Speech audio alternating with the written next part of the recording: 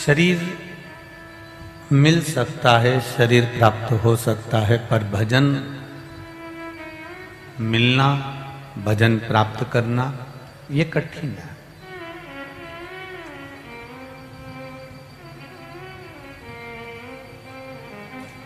पुण्य की गुल्लक भराई,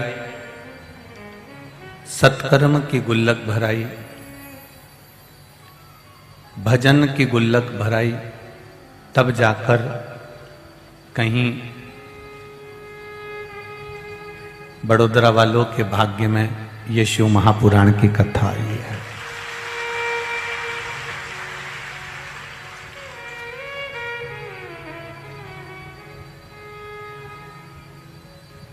जब तक हम उसकी निगाह में नहीं रहते तब तक कोई अच्छा कार्य हम जीवन में कर नहीं सकते।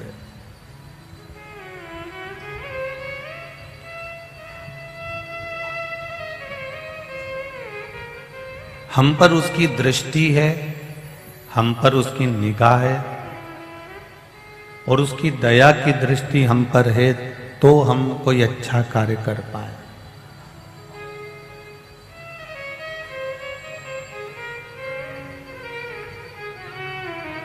जो गाय चराने वाले होते हैं, भैंस चराने वाले होते हैं,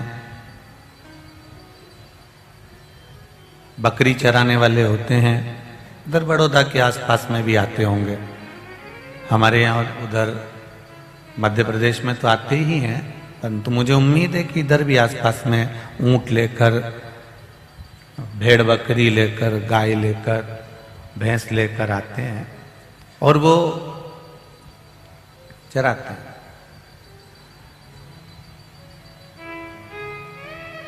उनकी निगाह में बकरी रहती है, गाय रहती है, भैंस रहती है, ऊंट रहती है।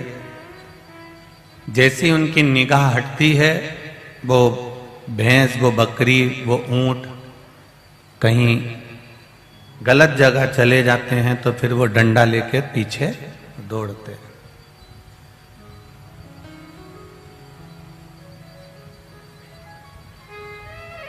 भैंस, बकरी, ऊंट, गाय सब उनकी निगाह में है तो वो उनको गलत जगह पर नहीं जाने देते। निगाह हटती है तो बकरी, भैंस, ऊंट, गाय ये सब गलत जगह चले जाते हैं तो फिर वो डंडा लेकर दौड़ता है। और अगर गलत जगह चली गए तो फिर वो बाद में मिल पाती, नहीं मिल पाती, फिर उनको कांजी हाउस में बंद कर देते हैं या फिर डंडे से घेरते हुए, मारते हुए उधर से लेकर इधर आ जाते हैं। चराने वाला जो होता है, गाय चराने वाला, भैंस चराने वाला,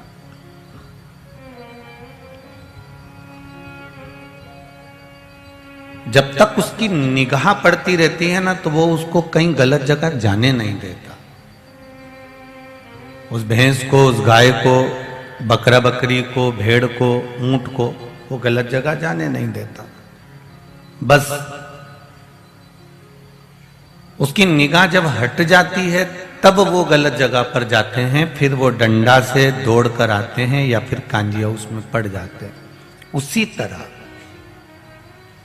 हम जब तक परमात्मा की निगाह में रहते हैं, हम जब तक भगवान की निगाह में रहते हैं, जब भी आप सत्कर्म करें, कथा सुने, भजन करें, टीवी के सामने बैठकर अगर शिव महापुराण की कथा सुन रहे हैं, मोबाइल पर शिव महापुराण की कथा सुन रहे हो, या इस पावन बड़ोदरा के प्रांगण में मैदान में बैठकर शिव महापुराण की कथा लाखों की संख्या में आकर सुन रहे हो, तो तुम ये अंदाजा लगा कर बैठना कि हम जरूर परमात्मा की निगाह में हैं, इसलिए हम अच्छी जगह पर बैठे हुए हैं।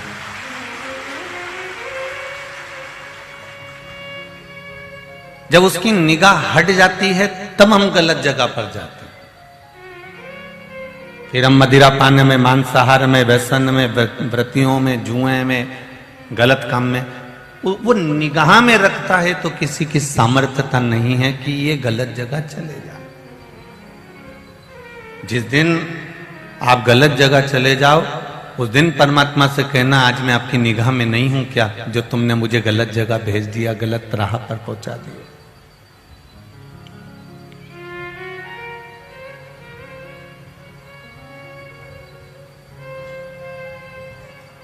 सही जगह पर अगर चल रहे हो, सही जगह पर अगर जा रहे हो, सही मार्ग पर यदि आप चल रहे हो, तो ये परमात्मा की निगाह में हो, परमात्मा की दया है आप पर, परमात्मा की कृपा है आप पर, इसलिए आपने सतमार्ग अपनाया।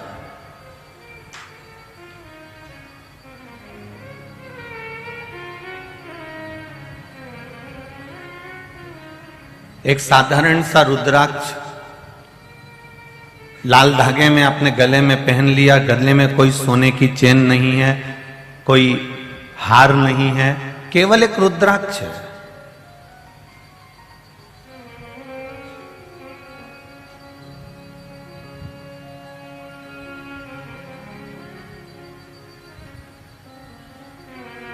अंदर तुम प्रवेश करे, मार्ग में रास्ते में कहीं घूम रहे थे, चोर भी घूम रहे थे। एक चोर ने दूसरे चोर से कह दिया, क्या करेगा इसके पीछे जाके, कुछ नहीं है इसके गले में, मैंने देख लिया, केवल एक रुद्राक्ष पड़ा।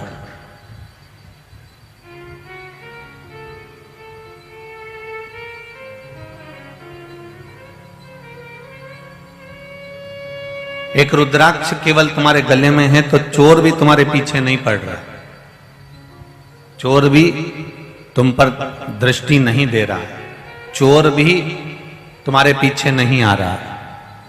जरा विचार करिए, वो रुद्राक्ष ने यहां चोर से बचा लिया, उस रुद्राक्ष ने बड़ी से बड़ी बीमारी से बचा लिया, और वो रुद्राक्ष ने नरक पड़ने से भी बचा लिया।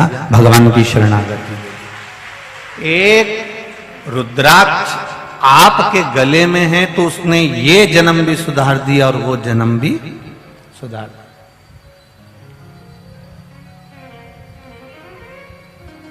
केवल एक रुद्राक्ष का फल, एक रुद्राक्ष।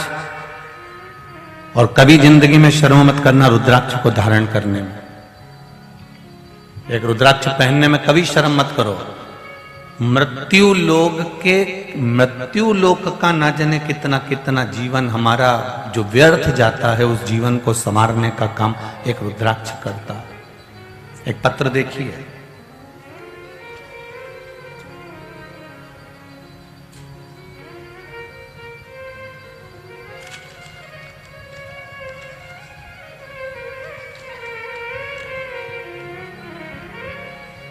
मेरा नाम अंजना बहुना राजा है, मैं भरूच गुजरात से आई हूं। कहीं बैठी हूं आप ही हैं? दोनों हाथ हिला दो एक बार। श्री शिवाय नमस्तुभ्यम। मैं भरूच गुजरात से आई हूं। मैंने आपकी कथा टीवी पर सुनी थी, तब से आपने पशुपतिनाथ व्रत करने का बताया था। मैंने मेरे बेटे की गवर्नमेंट नौकरी के लिए पशुपतिनाथ का व्रत 2 बार किया था। बाबा ने ऐसी कृपा करी गुरुदेव, जो किसी ने भी नहीं सोचा था। लोग हंसते थे और मेरे बाबा ने मेरे बेटे पर ऐसी कृपा करी कि गांधीनगर में सीआईडी में क्राइम ब्रांच में मेरे बेटे को गवर्नमेंट की जॉब लगा दी। इसके लिए मेरे बेटे ने बहुत एग्जाम भी दिए थे, पर कहीं ना कहीं तकलीफ आई जाती थी। पर मेरे देवाधिदेव महादेव का विश्वास, भरोसा और शंकर भगवान पर चढ़ाया गया 1 लोटा जल, 1 बेलपत्र और पशुपति व्रत और 1 रुद्राक्ष ने मेरे बच्चे की जिंदगी बना दी। उसको सीआईडी क्राइम ब्रांच में उसको नौकरी मिल गई। आनंद हो, बाबा की कृपा बनी रहे। बैठिए। श्री शिवाय नमस्ते। एक रुद्राक्ष का बल,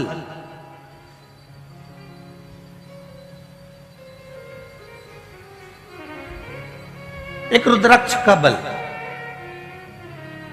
जितने भी बेटा बेटी अगर इस कथा को सुन रहे हैं, जितने नवयुवक, छोकरा छोकरी, डिकरा डिकरी इस कथा को सुन रहे हो,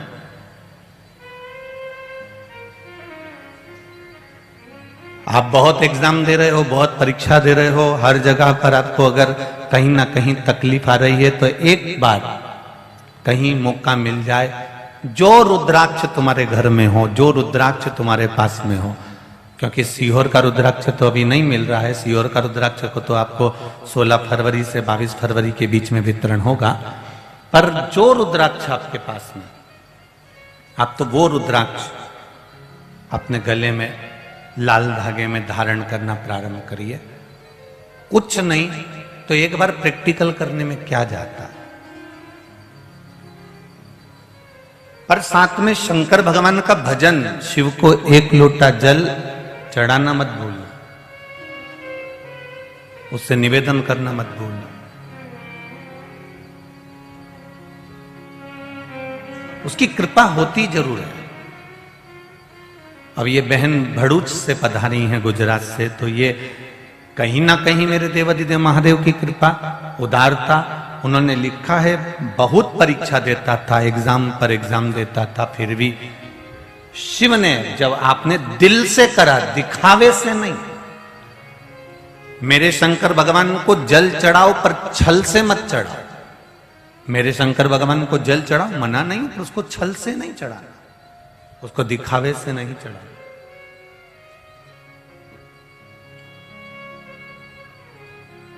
इतनी शीतलता, इतनी शांति से आप लोगों ने, गुजरात वालों ने इस पावन कथा को सुना है, और इतनी शीतलता से सुना है, इतनी शांति से सुना है कि एक सुई भी गिर जाए तो उसकी आवाज आ जाए। इतनी शीतलता से आपने श्रवण करी है, तो मेरा बाबा भी उतनी शीतलता से देगा जरूर, ये निश्चित है। आपकी ये शीतलता, आपकी सादगी, आपका संस्कार ये बता देता है कि हम परमात्मा की अविरल भक्ति को पाना चाहते हैं।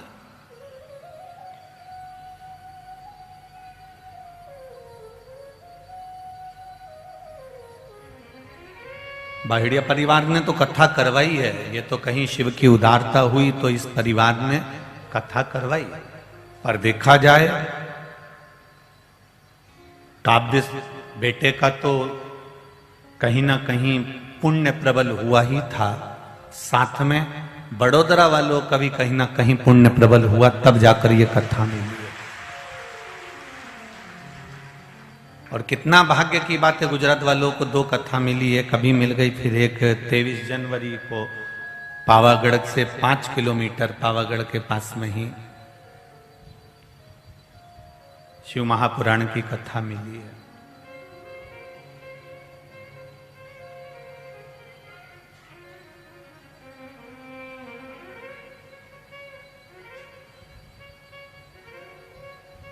पावागढ़ के पास में जो कथा है, वो कथा कोई साधारण नहीं है। 23 जनवरी की एक संत की तपोभूमि है, जहां पर कई वर्षों से संत तप साधना में लगे हुए हैं, जहां पर मेरे राघव जी, जहां पर मेरे हनुमंत लाल, जहां पर मेरे भोलेनाथ मां पावागढ़ वाली माता की दृष्टि में बैठकर हमेशा आशीर्वाद प्रदान करते रहते हैं।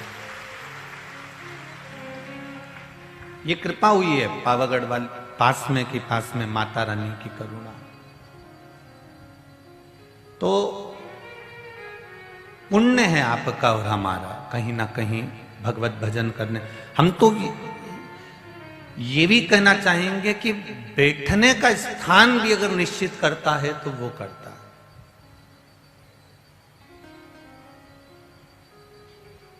ये बहेड़िया परिवार तुमसे ये कभी नहीं कहेगा कि सीहोर वाले महाराज को हमने बुलाया, हमें विश्वास है इस चीज का।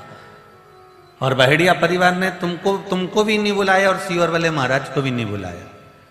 ये तो उसने भेजा है कि अपने को यहाँ बड़ोदरा जाना है और ये इनके घर का अन्न खाना है और इनके यहाँ रहकर भगवत भजन कर कर इतने लोगों को भी बुलाया। तो बहेड़िया परिवार ने नहीं, ये तो उसने बुलाया। आपको मालूम होगा कोई एक व्यक्ति कहीं जा रहा था दिवाली के समय पर,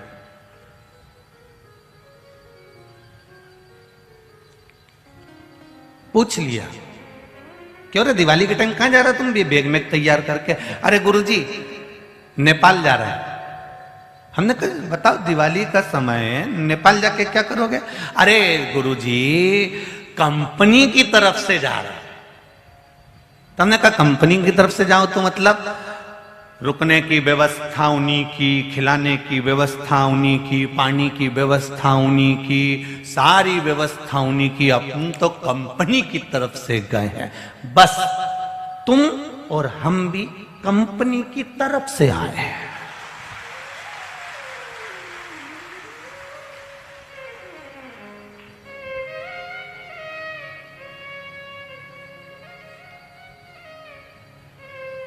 एक ही कंपनी है।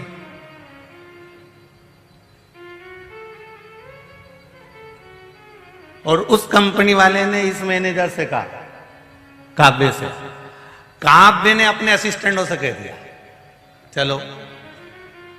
और केवल फिर उस कंपनी वाले ने, जब भगवान देवाधिदेव महादेव ने, जब स्वयं मेरे शंभु महेश ने अपने इन महेश्वरी बंधुओं से, अपने परिवार वालों से कहा, अब कंपनी तुम्हें संभालना है, कथा हो रही है, तुम्हें देख।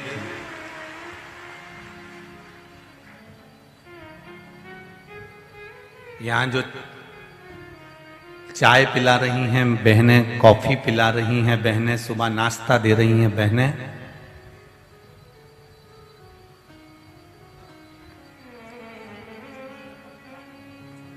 मैंने तो एक मैसेज में पढ़ा था तो हाथ में आ गया तो मैं लिख लाया।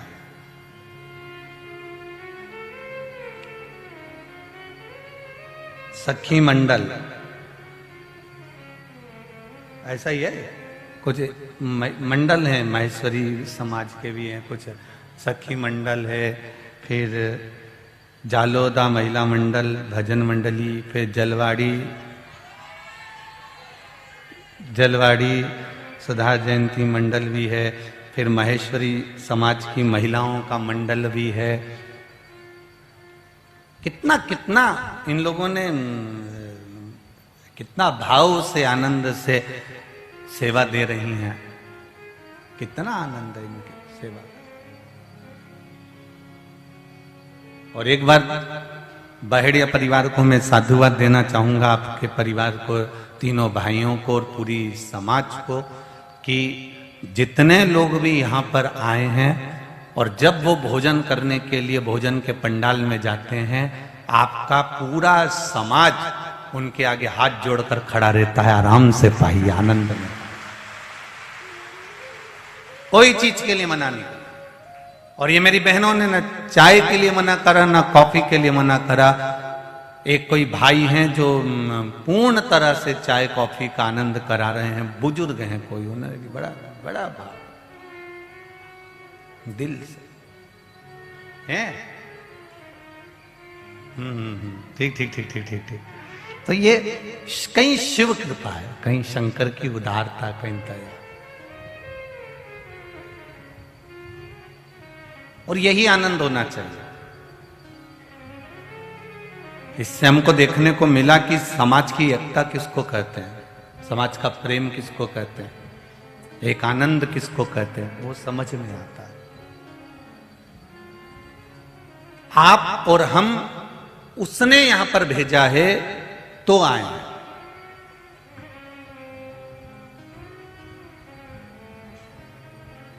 उसकी कृपा बिना न हिले एक भी अणु, लेते हैं श्वास तेरी कृपा से तनु।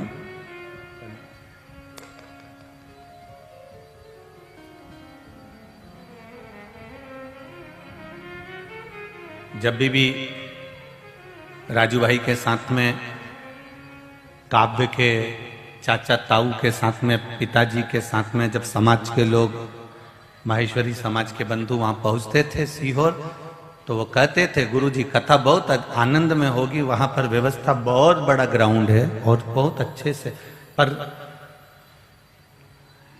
लाखों में लोग आते हैं, इतनी व्यवस्था करना थोड़ा सा भारी पड़ता है।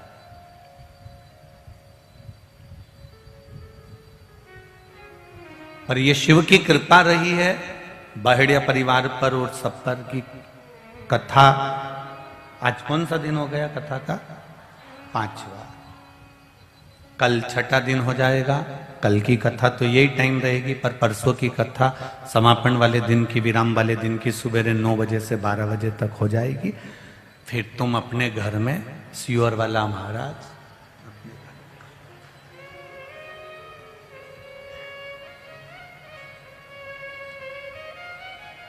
फिर कहीं बाबा फिर कृपा करेगा।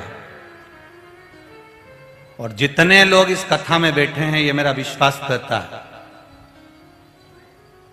किसका हाथ पकड़कर भगवान ऊपर उठा दे और कह दे कि अगली कथा तुझे कराना है, तो भी कोई भरोसा नहीं। वो पकड़ता है, पकड़ने वाला वो है। भगवान धन कभी नहीं देखता, भगवान मन देखता।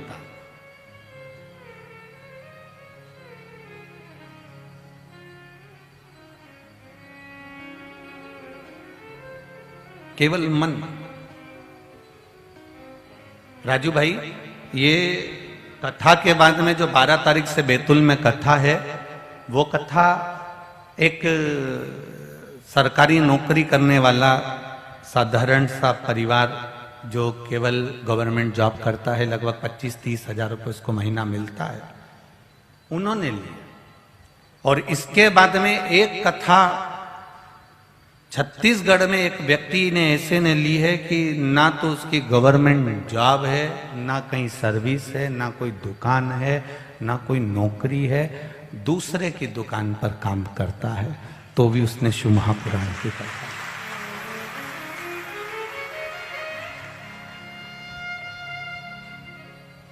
लोग कहते हैं गुरुजी कथा में करोड़ों का खर्चा होता है, कई बार भोजन व्यवस्थाएं हैं, पंडाल व्यवस्था है, साउंड व्यवस्था है, रुकाने की व्यवस्था है, लेट बात व्यवस्था है, पानी की व्यवस्था है, चाय की व्यवस्था है, ये सारी व्यवस्थाएं रहती हैं, बहुत व्यवस्था करना पड़ती है। तब साधारण व्यक्ति कैसे कथा करा सकता है? शिव महापुराण की कथा कहती है, आप संकल्प लीजिए, आपको कुछ नहीं करना है, कराना तो देवाधिदेव महादेव को। कहां से भेजेगा, कैसे भेजेगा, किसको भेजेगा, कब भेजेगा? सेठों का सेठ सांवरिया सेठ, बाकी का जितना भी सेठ बना घूमे ये सारा डुप्लीकेट। इनने कौन सा सेठ का काम कर दिया? इनने कौन सा किसका 56 करोड़ का मायरा भर दिया? इनने कौन सा किसको दे दी खूब सारे वस्त्र? एक सेठ कहीं का बता दो जो इतना सेठ बनकर फिरता है कि मैंने 56 करोड़ का मायरा भरा। एक तो लेकर आओ कि 56 करोड़ का मायरा भरने वाला है। कौन है जिसने द्रौपदी जैसा चीर बढ़ाकर दे दिया हो? कौन है जिसने कुछ ना कुछ प्रदान करता रखा हो? कौन है जो नामदेव के लिए मंदिर का गेट पलट देता हो? कौन है जो संत तुकाराम के लिए कंधा आगे कर देता हो? वो सेठ दुनिया में कोई सेठ नहीं, पर लोग कहते हैं हम सेठ जी, हम सेठ जी, हम सेठ जी। काहे का सेठ जी? अभी जरा सा बहन बेटी की यहाँ शादी आ जाए ना, और ननंद की यहाँ शादी आ जाए, तो भाभीियों का मुंह भगोना हो जाए। और क्या हम सेठ, हम सेठ? फिर 25 बार कहेगी 4 भाई का परिवार है, चारों मिलके मायरा भरेंगे। अभी तो कहती फिर रही थी सेठानी, और अब कह कि मायरा चारों भाई मिलके भरेंगे। इतना भगवान ने धन दिया, अकेली कह देती तीनों भाइयों से कह दो कोई भी तैयारी मत करना, मैं ननंद बाई की यहाँ, जीजी बाई की यहाँ, मेरी बहन की यहाँ, बेटी की यहाँ सारा मायरा मैं भरूंगी, तैयारी मैं करूंगी। और जाऊं, अभी जाऊं जीजी की यहाँ और कहूं उसको हाथ पकड़कर 1 लाख रुपए ने हाथ में लेके, चल रही बहन, कितना कपड़ा खरीदना, कितना सामान खरीदना, ले चल मेरे साथ में। अब तुमने केवल इतना ही किया कि मैं ननंद का पूरा मायरा भरूंगी, बस तुमने जो दमदारी से कहा, अब तुम्हें मायरा नहीं भरना, मायरा उसको भरना है। आएगा सांवरिया से तो भर कर जाएगा। पर टेंशन तो सबसे पहले शादी बहन के आती है, और भगोना जैसा मुंडा तुम्हारा हो जाता है। भाई के भी रहा है, जीजी के यहाँ शादी है, थोड़ा अच्छा सामान। हाँ, उनने कौन सा दे दिया था तुमको? अपने भी तो शादी थी, उनने कौन सा अच्छा काम दे दिया, अच्छा सामान दे दिया? तुम चुप रहो। रीत का रायता करेंगे, और मालूम पड़े रीत के रायते की जगह उसमें तो बूंदी नहीं थी, केवल छाछ और दही दही था, और रीत का रायता करने चले।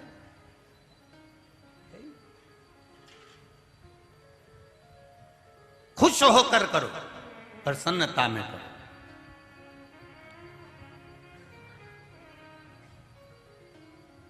ये प्रेम की करुणा की कथा है शिव महापुराण की कथा।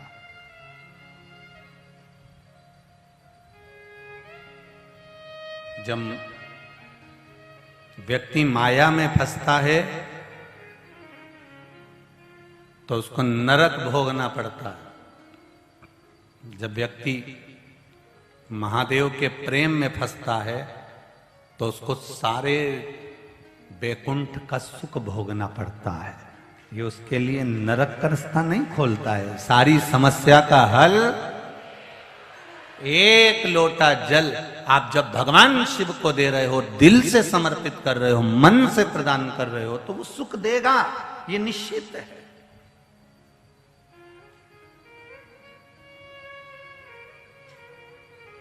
उसमें आनंदता का अनुभव होगा। महाराज, आप ये विचार कर लेना कि अगर आप शिव महापुराण में गए हो, मंदिर गए हो, देवालय गए हो, तीर्थ गए हो, शिव मंदिर तक गए हो, तो समझ लेना कि आप उसके पैकेज में चल रहे हो और उसकी दृष्टि में हो, इसलिए आप आनंद के साथ घूम रहे फिर रहे, कोई दिक्कत नहीं है।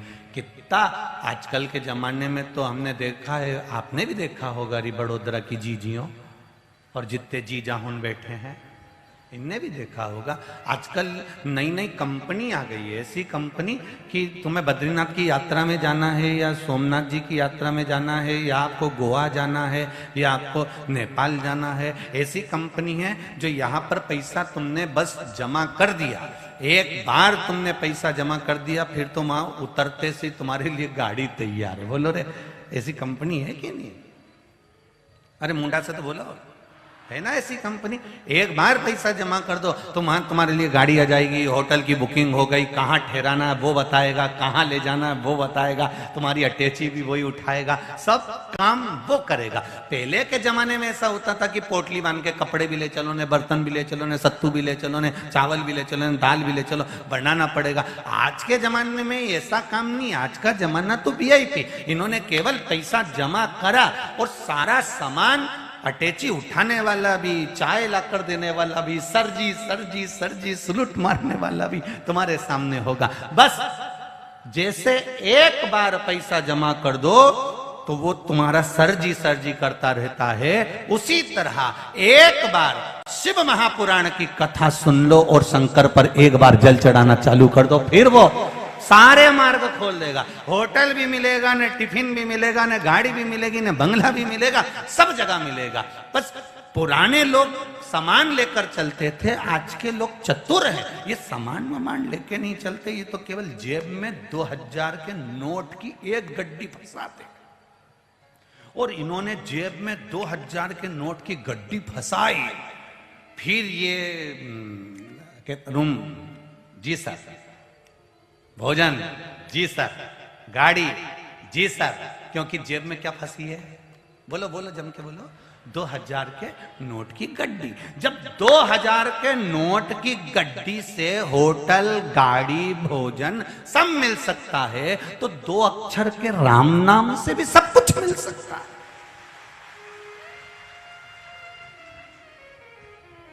सब अंतर इतना है, 2000 का नोट यहां चलता है। वारे चतुरो, क्या जोरदार! हमको मालूम होता तो आधा प्रवचन तुमसे करवाते, पक्का है। क्या जोरदार जोरदार! एक बात तो है, गुजरात गुजरात है जी, सही है, बिल्कुल जोरदार। धन्य बड़ोदरा वालों, प्रणाम, खूब खूब साधुवाद। अब कह सकते हैं केम छो, मजा मां। बस ये आनंद है, मिठास। 2000 का नोट यहां चलेगा और 2 अक्षर का नाम वहां चलेगा। यहां भी जेब में नोट रखना पड़ता है और राम नाम को दिल में रखना पड़ता है। दोनों साथ दे जाते हैं। 2000 यहाँ साथ देगा और राम नाम वहाँ साथ देगा। पूछा जाएगा, तुम्हारे पास में अगर कोई वो कार्ड हो तो उसको ऐसे फंसा दो, फंसा के तुम कमरे में आराम से जाओ। आजकल तो होटल में भी रूम ऐसा आ गया, बिना कार्ड का कमरा ही नहीं खुलता। पहले तो चाबी वाला कमरा होता था, आजकल तो कार्ड वाला हो गया, कमरा में भी फंसाना पड़ता है तब कमरा खुलता है। हम भी यही सोच के बैठे, राम नाम कृष्ण नाम शिव नाम वो कार्ड है, जब तक इसको फंसाओगे नहीं तब तक वैकुंठ जाओगे। वो वैकुंठ जाने का मार्ग प्रशस्त कर देता है वो कार्ड। शिव नाम, राम नाम, कृष्ण नाम, ये कार्ड।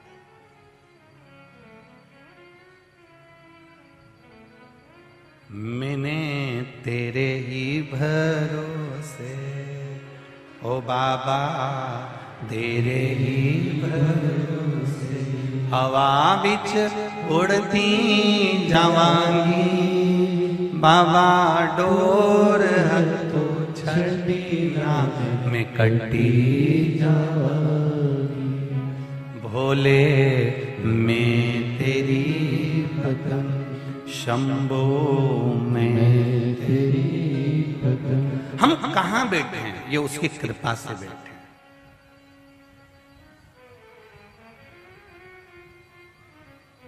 तीर्थ क्यों जाते हैं?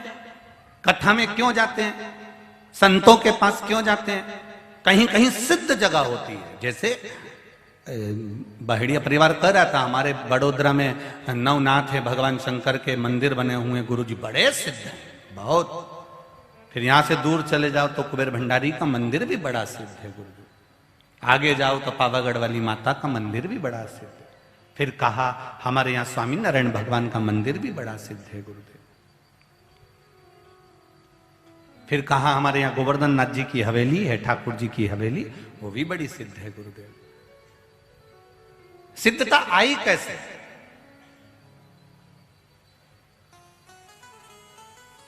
कोई संत, कोई साधु, कोई गुरुजन, कोई भगवान की भक्ति में रमने वाला उस भूमि पर बैठा होगा, उसने बैठकर भजन किया होगा, तब जाकर भूमि सिद्ध हो पाती है।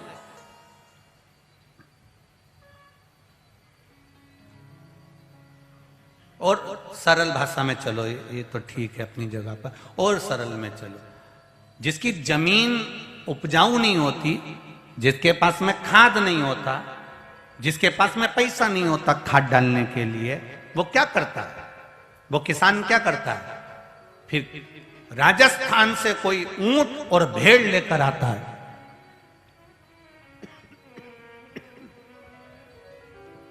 राजस्थान से जब वो ऊंट और भेड़ लेकर आता है तो जिसके पास में खाद नहीं होता, जिसके पास में जमीन में लगाने के लिए पैसा नहीं होता, वो भेड़ वाला जो भेड़ लेकर आता है, बकरी लेकर आता है, उसके हाथ जोड़कर कहता है कि तुम्हारी बकरियों को, तुम्हारी भेड़ों को एक रात के लिए हमारी जमीन पर रखो।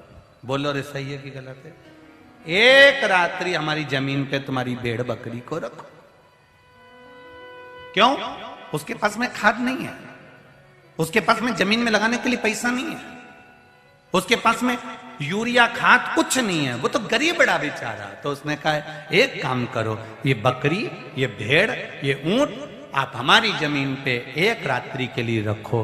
और वो एक रात के लिए भेड़ बकरी को अपनी जमीन पर बिठा देता है, रख देता है। उससे फिर वो भेड़ बकरी दूसरे दिन चली जाती है तो इतना खुश होता है कि मेरी जमीन में वो बल आ गया कि 5 साल तक खाद देने की जरूरत ही नहीं पड़ेगी। एक बार बैठी थी वो भेड़ बकरी, एक बार जमीन पर बैठी और जमीन को इतना बलवान बना दिया कि 5 साल खाद देने की जरूरत नहीं पड़ी। वो जमीन इतनी बलवान हो गई कि उसको किसी चीज की जरूरत नहीं, कोई खाद की जरूरत नहीं, केवल वहां वो भेड़ बकरी बैठे थे, इसलिए 5 साल उस जमीन में बल आ गया और फसल भी एक नंबर आई। उसी तरह हम जितने तीर्थ में जाकर बैठते हैं, हम जितनी कथा में जाकर बैठते हैं, हम जितने तीर्थ कोई सिद्ध जगह पर जाकर बैठते हैं, इसका कारण क्या है? वहां पहले कोई संत, कोई गुरु, कोई साधु, कोई सन्यासी, कोई तपस्वी, कोई साधक, कोई उपासक वहां बैठा होगा। उसके बैठने से, जैसे वहां भेड़ बकरी बैठी तो 5 साल के लिए उस जमीन को उपजाऊ बना दिया, कोई संत उस भूमि पर बैठा होगा, किसी ने वहां बैठकर भजन करा होगा, तब साधना करी होगी, तो वो जमीन इतनी सिद्ध हो जाती है, इतनी बलवान हो जाती है कि जो जाकर बैठता है उसको वहां पावर मिल जाता है और उसका आनंद हो जाता है। वहां सिद्धता। 5 साल तक वो जमीन उपजाऊ रहती, 5 साल तक उसको खाद डालने की जरूरत नहीं है। अब वहां वो बैठी तो 5 साल खाद डालने की जरूरत नहीं पड़ी।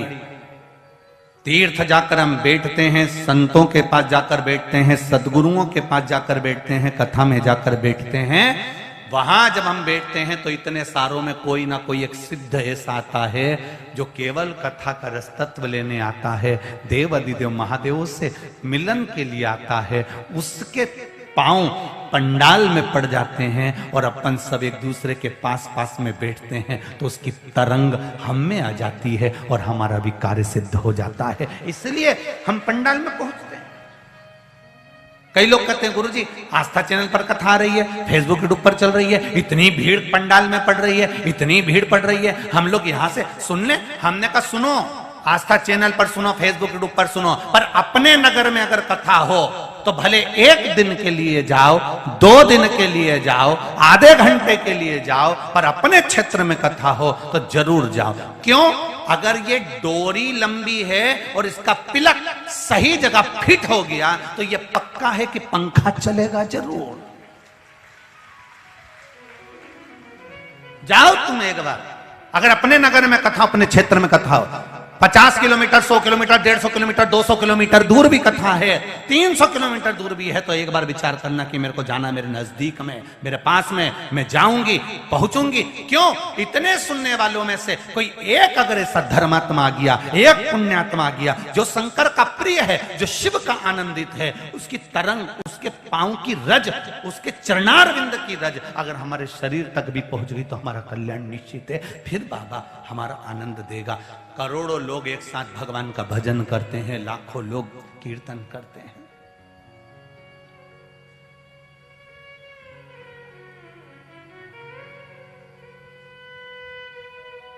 सिद्ध जगह हो गई।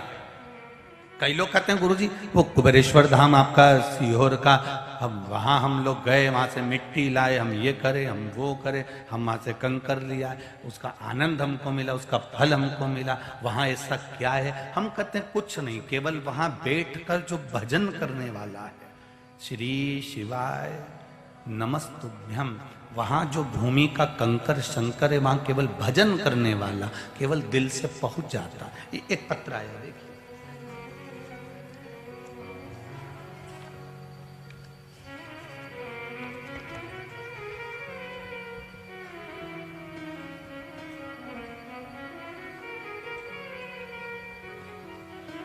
मैं भारती लोखंडे वापी गुजरात से आई हूं। कहीं बैठी हो?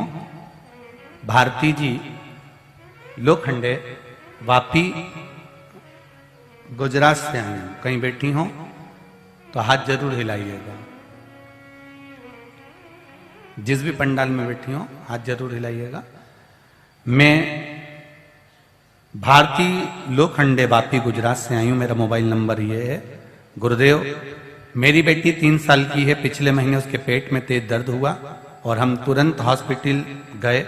तब डॉक्टर ने कहा था सोनोग्राफी कराना होगी।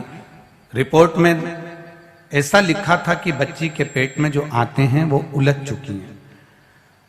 रिपोर्ट देखने के बाद डॉक्टर ने तुरंत ऑपरेशन करने का बोल दिया।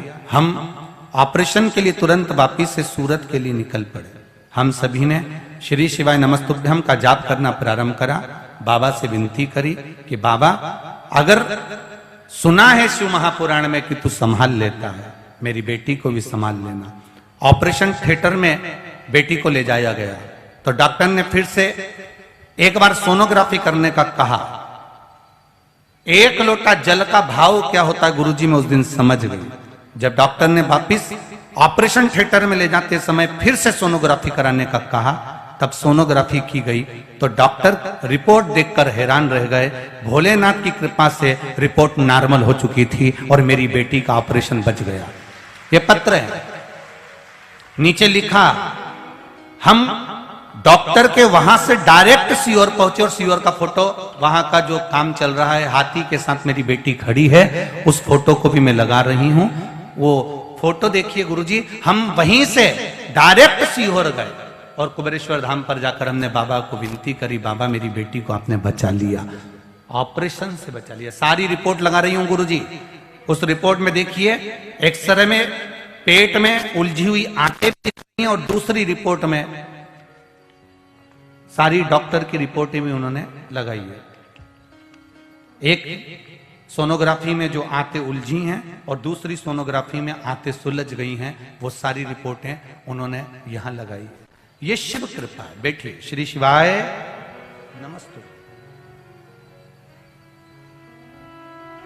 जिस भूमि पर आप बैठकर कथा श्रवण कर रहे हैं, बाहेड़िया परिवार इस कथा को करवा रहा है और आप सब बैठकर कथा सुन रहे हो, कहीं ना कोई भक्ति का बल, कहीं ना कहीं भगवान की अविरल भक्ति का बल जरूर मिलता है, जिसके कारण हमारा आनंद सुख हमें प्राप्त होता है। भक्ति का बल मिलता है। महाराज,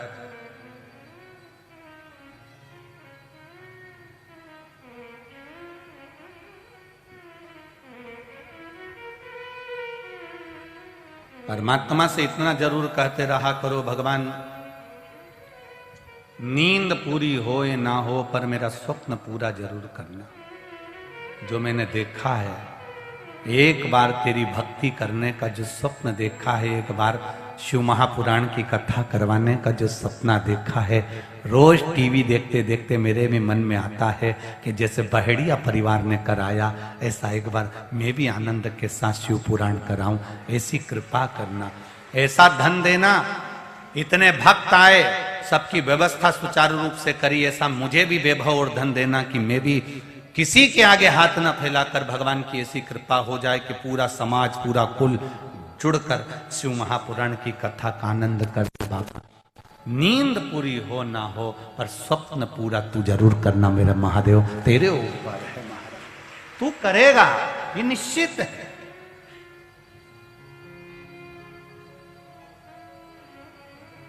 छोड़ता नहीं है वो, करता जरूर है।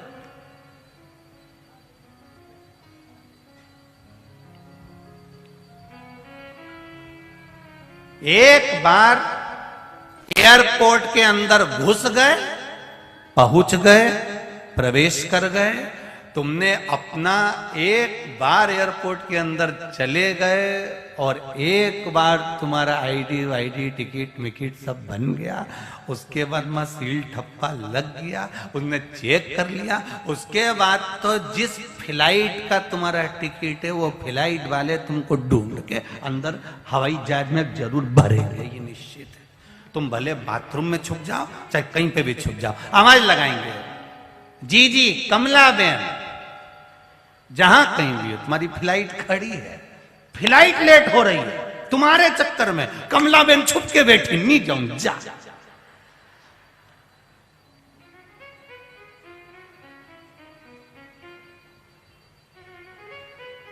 एक बार सील ठप्पा लग गया ना, एक बार बस चेक हो गया, फिर अंदर बस बी नंबर गेट से 3 नंबर गेट से तुम्हारी फ्लाइट मिलेगी, वहां जाकर तुम्हें बिठा दिया, अब तुम कहीं जाके छुप जाओ, फ्लाइट वाला तुम्हें ढूंढेगा। उसी तरह एक बार जो शिव महापुराण में जाकर बैठ गया और तुम एक बार शिव पुराण में आ गए और तुम्हारा सील ठप्पा लग गया, फिर तो वो तुमको ढूंढेगा, कमला गई कहां है, वो ढूंढेगा कहां गई है।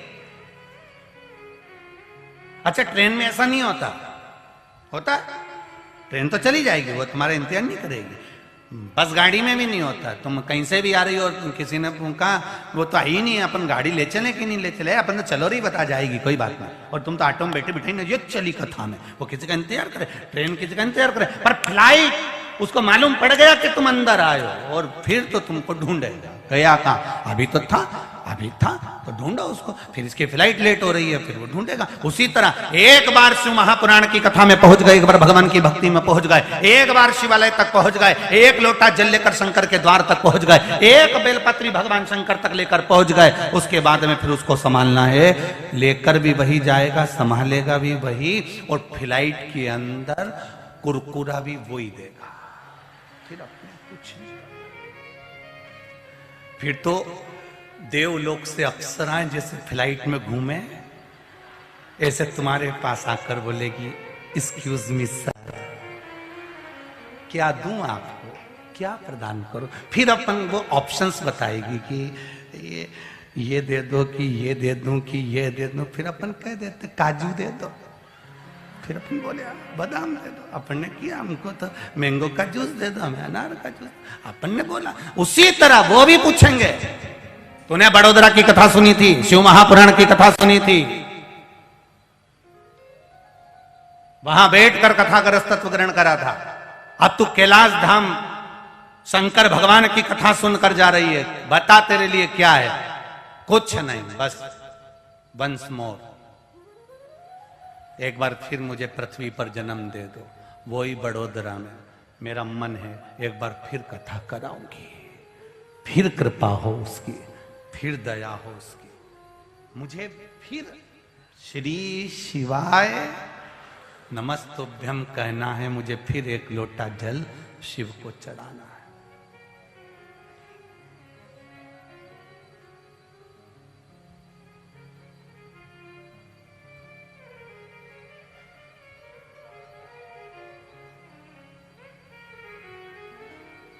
ना हमारे पास में तंत्र है, ना मंत्र है, ना कोई भभूत है, ना कोई विद्या है, ना बांधने के लिए मौली है, ना कोई नारियल है, ना कोई धागा है।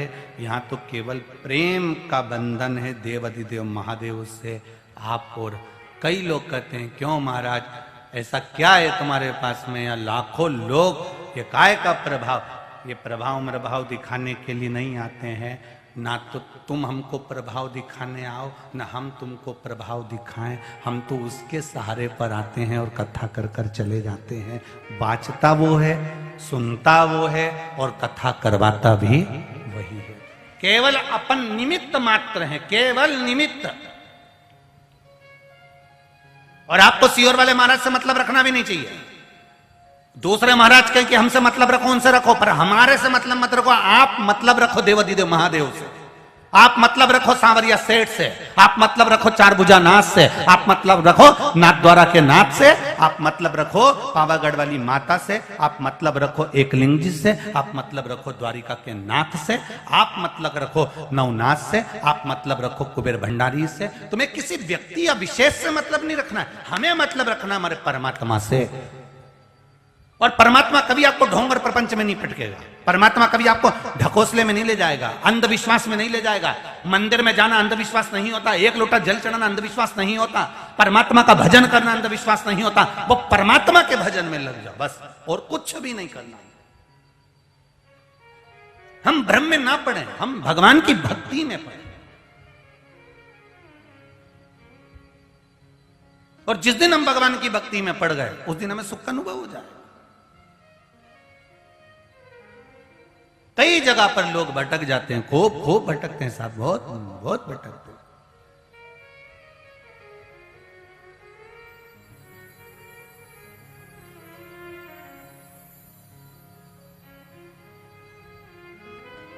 कोई कहे इनको देवता आते हैं, कोई कहे इनको देवी आती, कोई कहे इनको ये आते। हम कहते देवी देवता भी फ्री बैठे, इन्हीं को आते।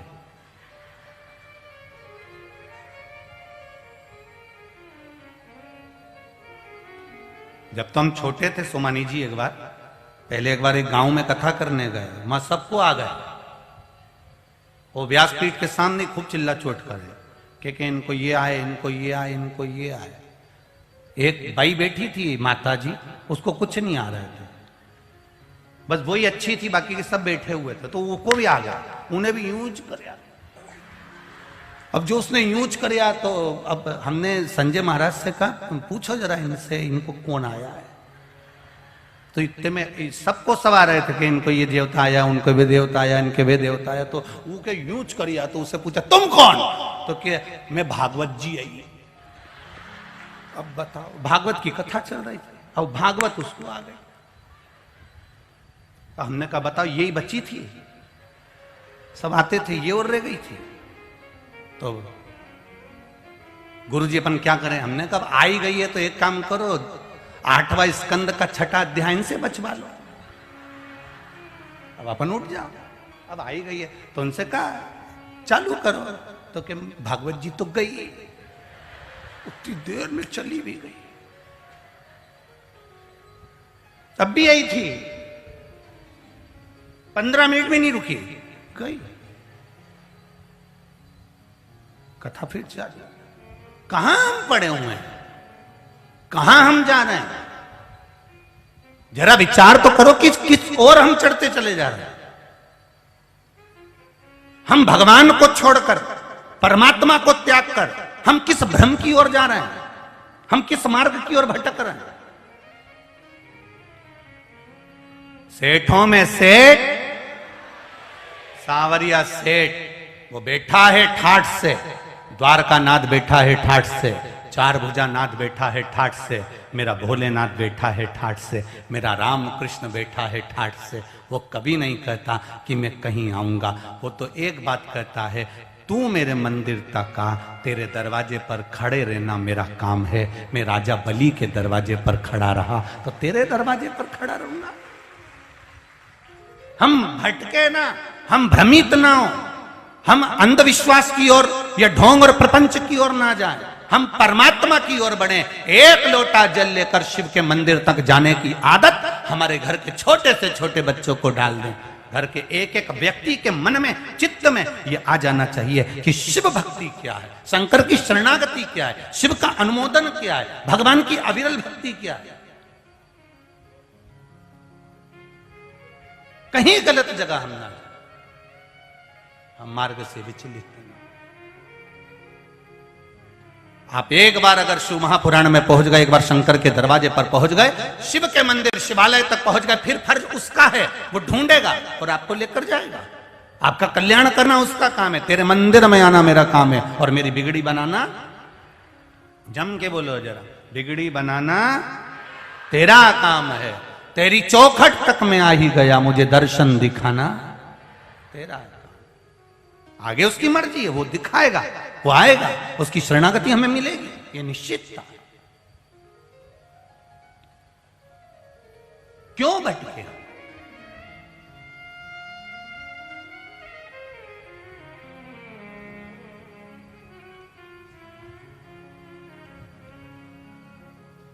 महाराज, एक प्रसाद की कितनी महत्वता होती है, कभी धनंजय और सुलक्षणा से पूछा जाए,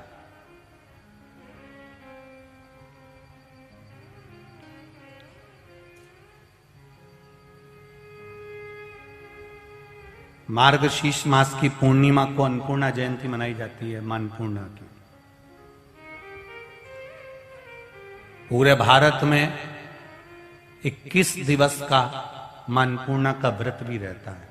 यहां लोग करते हैं कि नहीं करते वो नहीं मालूम, इधर होता है, यहां करते ना करते पता नहीं, पर कई जगह पर कहीं 17 दिवस का, कहीं 16 दिवस का, कहीं 21 दिवस के मां अन्नपूर्णा का व्रत भी लोग करते हैं।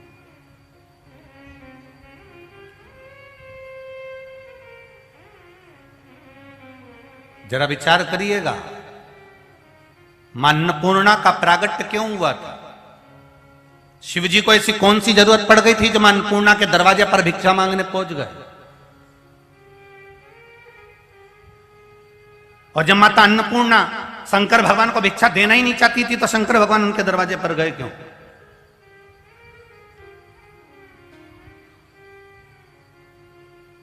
अन्नपूर्णे सदा पूर्णे शंकर प्राण वल्लभे।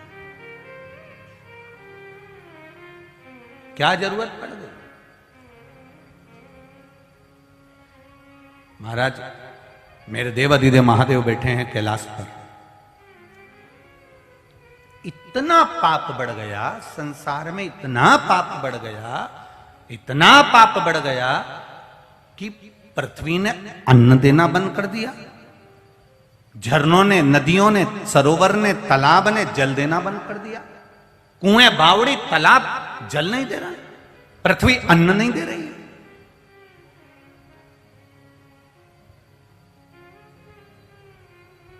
ना पृथ्वी अन्न दे रही है, ना सरोवर, तालाब, बावड़ी, कुएं जल दे रहे हैं। चारों तरफ भ्रमिता है, सब भूखे मर रहे हैं, प्राण त्याग रहे हैं, रो रहे हैं, चिल्ला रहे हैं, पुकार रहे हैं भगवान को।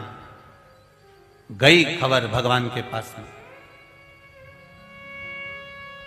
पहुंचे भगवान, सभी देवी देवता ब्रह्मा जी के पास पहुंचे। ब्रह्मदेव, ब्रह्मा जी उनको लेकर भगवान विष्णु के पास पहुंचे। नारायण से जाकर कहा, प्रभु कुछ कृपा करिए, सब हाहाकार मचा हुआ है, भूखे मर रहे हैं, पानी नहीं है, अन्न नहीं है, प्यासे हैं लोग, अन्न का भाग नहीं मिल रहा। 25-25, 30-30 दिन हो गए, अन्न का भाग नहीं है, ना जल मिल रहा है, कुछ कृपा करिए, करुणा करिए। भगवान नारायण ने कहा, चलो देवादिदेव महादेव के पास चलते। भगवान शिव जी के पास में गए, आवाज लगाई, शंभु शरणे पड़ी, मांगू घड़ी रे घड़ी, दुख काटो दया करी ने दर्शन। पुकारा, विनती करे, निवेदन करा, बार बार प्रार्थना करे। सारे देवता मिलकर भगवान शिव जी के पास में गए। भोलेनाथ जी तो तब साधना में लीन थे।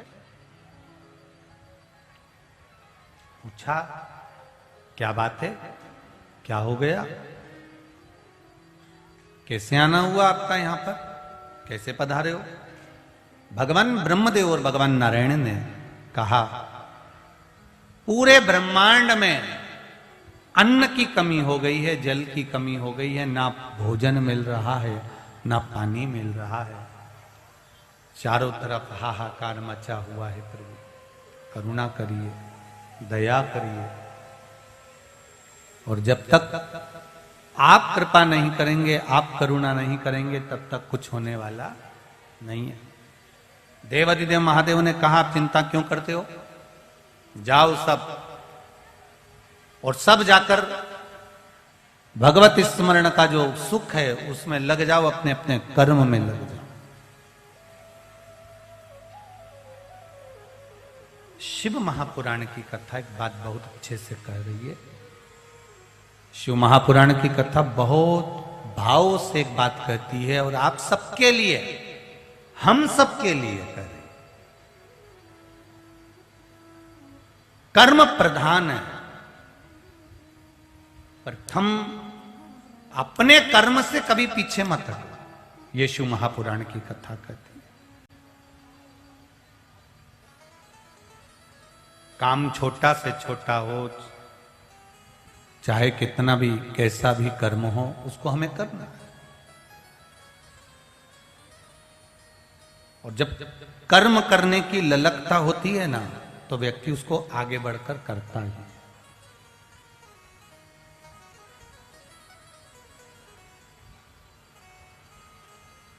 गुजरात में, बड़ोदरा में एक चीज देखने को मिलती है।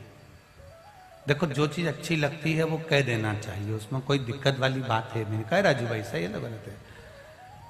बाइडिया परिवार को ऐसा तो नहीं लग रहा कि भाई गुरुजी हमारे बड़ोदरा का बोलते जा रहा है। अच्छा लग रहा है इसलिए हम बोल रहे हैं। बड़ोदरा में एक चीज अच्छी है, यहां लोग फालतू नहीं है, सब अपने अपने काम में लगे रहते हैं, सब, किसी को फुर्सत नहीं है, सब काम में लगे। एक छोटे से छोटा व्यक्ति भी और बड़े से बड़ा व्यक्ति भी अपने कर्म में लगा हुआ है। माथा पच्ची का काम यहां नहीं है।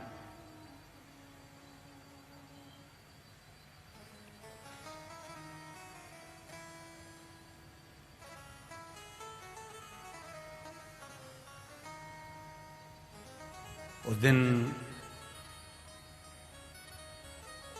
बाहेड़िया परिवार में सूरत वाले सोमानी जी जब आए थे तो वो हमने उनसे कहा कि बहुत शांतपूर्ण एरिया है ये गुजरात का ये क्षेत्र, बड़ोदरा वगैरह। तो कह रहे थे नहीं गुरुजी, केवल बड़ोदरा ही नहीं, पूरा गुजरात ही हमारा शांत का क्षेत्र है, पूरा गुजरात।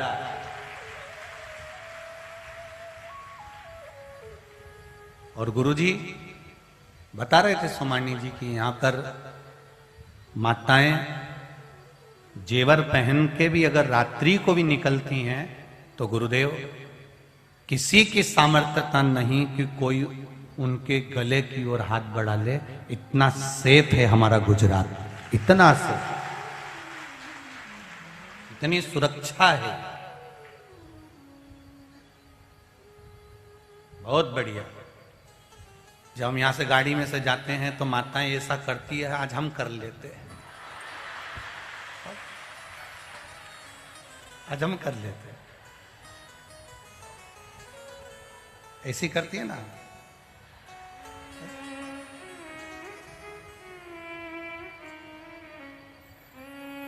तीनों पंडाल,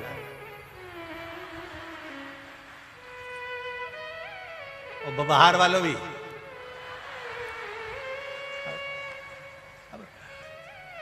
इतना इतना आनंद है, इतना आनंद। और जैसी तुम्हारी कड़ी मीठी है ना, ऐसे गुजरात वालों तुम भी मीठे हो। मिठास तो तुम में है, आनंदता, रसतत्व, भाव।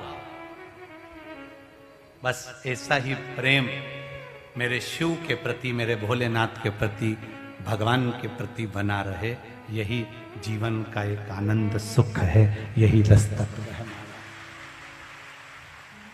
महाराज शिव महापुराण की कथा कर रही है, भगवान देवाधिदेव महादेव का चरित्र कर रहा है। शिव जी ने कह दिया तुम अपने कर्म में लग जाओ, कर्म प्रथम, कर्म प्रधान, कर्म करने से पीछे मत हटो।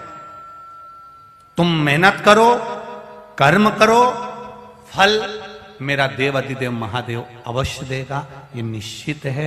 आप अपने कर्म से पीछे मत हटना, करे जाओ, लगे रहो। बस मत बुरे कर्म कर बंदे, वरना पछताएगा। भगवान की आंखों से तू बच नहीं पाएगा, तू बच नहीं पाएगा। अरे ओ अज्ञानी मत करना, अपना कर्म जरूर करो, अपनी मेहनत जरूर करो। एक पत्र आया है, देखिए।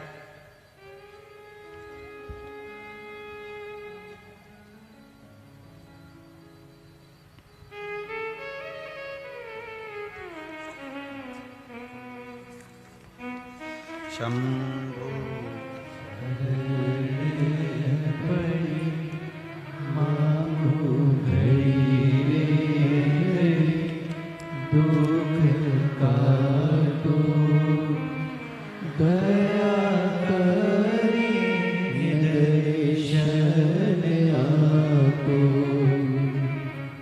मेरा नाम किरण,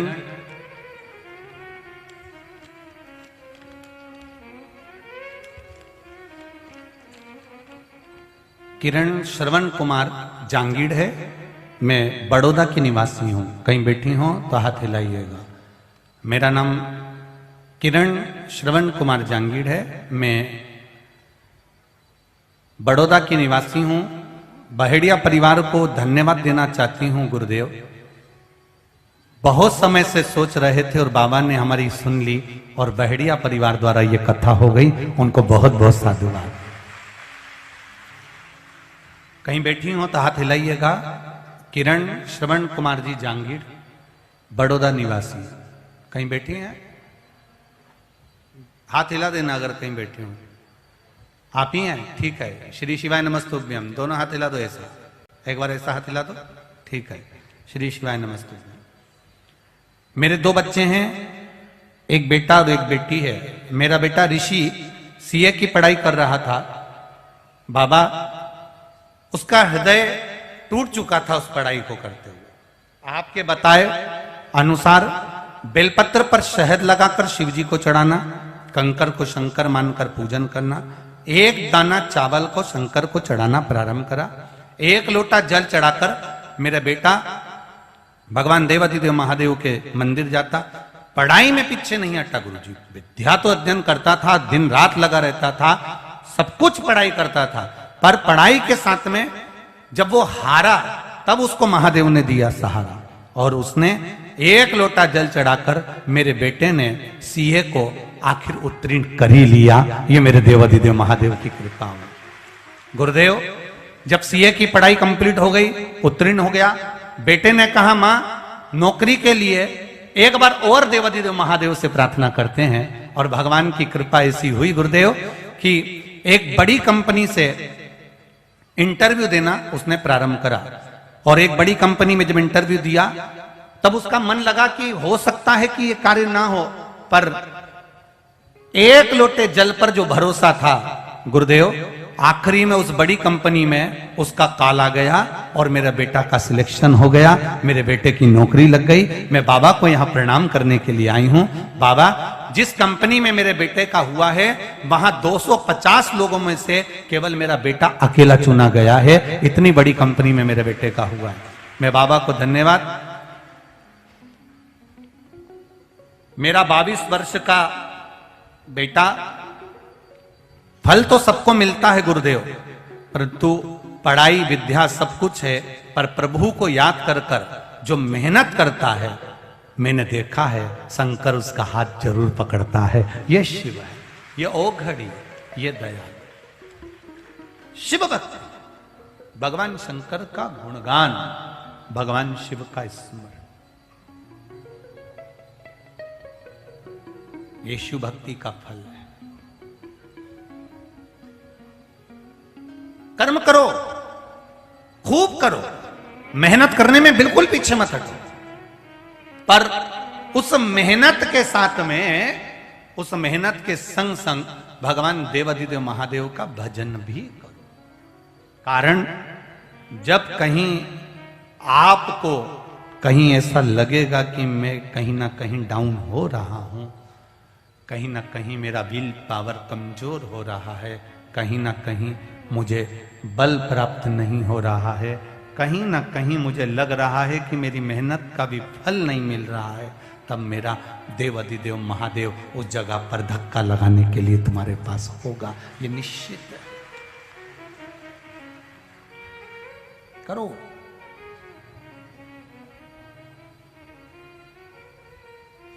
शिव कथा कह रहे, भगवान देवाधिदेव महादेव ने कह दिया जाओ, सब जाओ और जाकर अपने अपने कर्म को लग जाओ। देवाधिदेव महादेव बैठे थे, देव ऋषि नारद का आगमन हो गया। नारद जी ने पूछा महादेव जी से, बाबा आप कुछ करेंगे नहीं? पूरा पृथ्वी पर हाहाकार मचा हुआ है, अन्न नहीं है खाने के लिए, पानी नहीं है पीने के लिए, भूमि अन्न नहीं दे रही है, जल नहीं मिल रहा है, आप कुछ करोगे नहीं?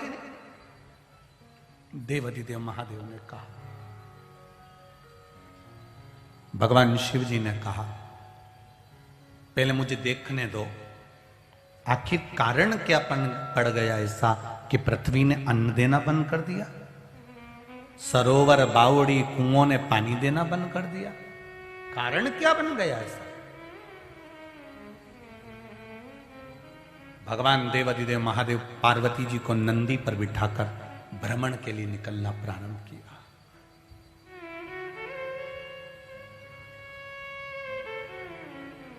जैसे ही भ्रमण के लिए माता पार्वती को लेकर निकले और पार्वती मैया को लेकर जब निकले, क्या देखते हैं कि चारों तरफ सूखा पड़ा हुआ है, हाहाकार मचा हुआ है, लोग रो रहे हैं, कोई मर रहा है, कोई के प्राण जा रहे हैं, कोई को अन्न नहीं मिल रहा, तकलीफ पर तकलीफ, तकलीफ पर तकलीफ सब भोग रहे हैं। देखा, बड़ा दुख हुआ देवाधिदेव महादेव को। उन्होंने पार्वती जी से कहा, पार्वती तेरे से कुछ कहना है। स्वामी बोलिए। पार्वती, गणेश जी को भूख लगी, कार्तिकेय को भूख लगी, जया, विषहरा, श्यामली बारी, दौतली, और देव, इनको भूख लगी, अशोक सुंदरी को भूख लगी, तो तुम मुझको निकल गई थी।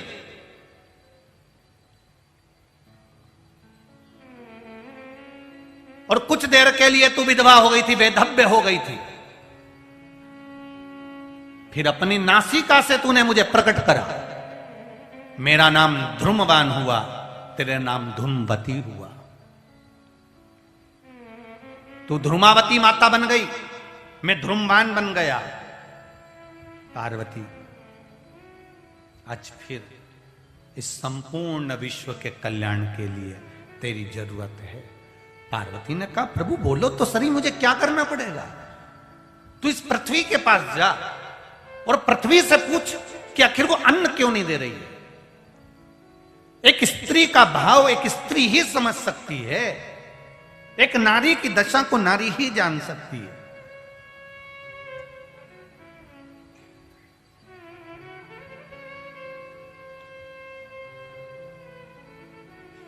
मेरा कई बार आप लोगों से निवेदन करा है इस व्यासपीठ से हमने, आज फिर करते हैं। एक मां की दशा क्या होती है, ये बहू को जानना चाहिए। जिस दिन तुम मां बनोगी, तुम्हारे भी बेटे की जब शादी होगी, जैसा तुम कर रही हो वैसे तुम्हारी बहू भी तुम्हारे साथ करेगी। उस माता की दशा को ध्यान में रखकर चल।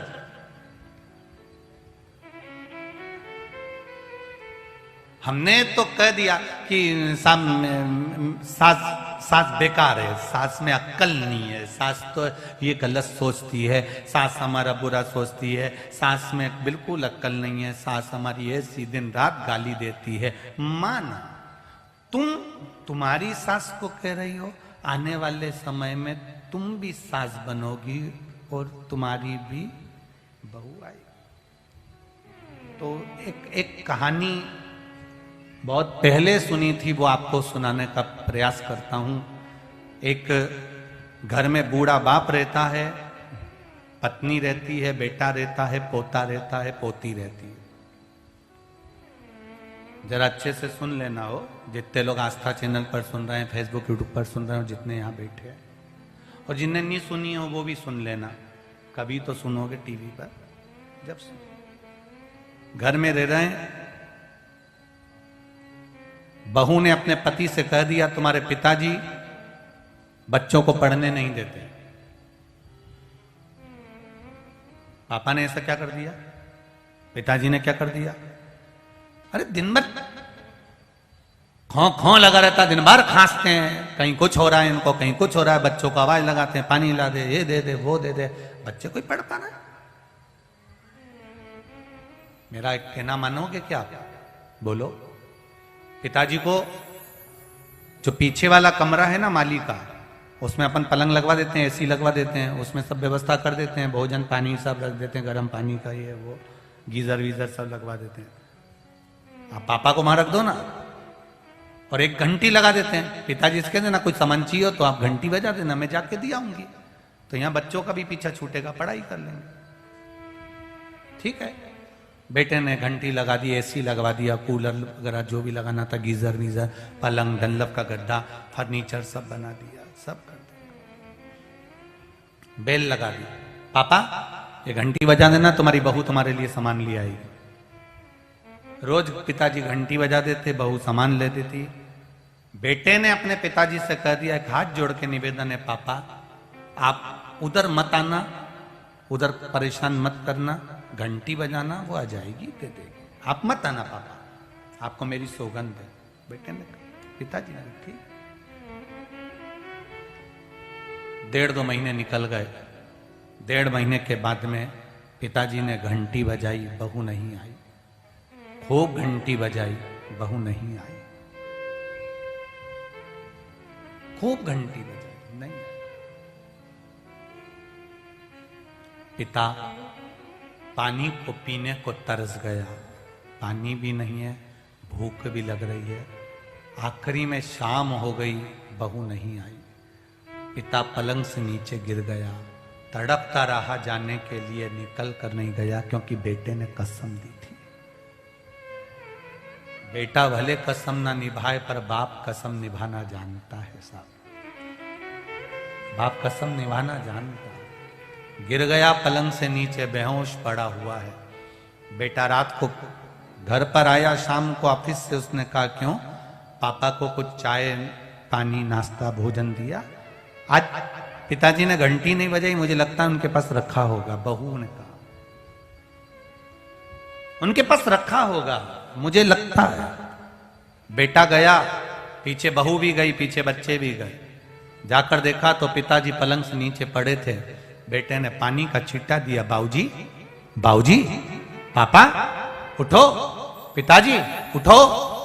बेटे ने उठाया, पिता ने एक घुट पानी पिया, पूछा पापा आपने घंटी नहीं बजाई?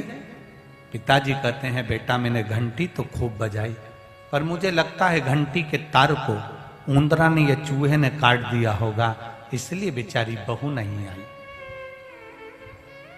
बहू को दोष नहीं दिया,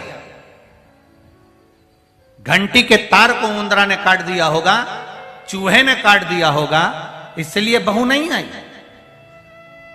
और पिता ने अपने प्राणों को त्याग दिया। पिता ने जब अपने प्राणों को त्यागा,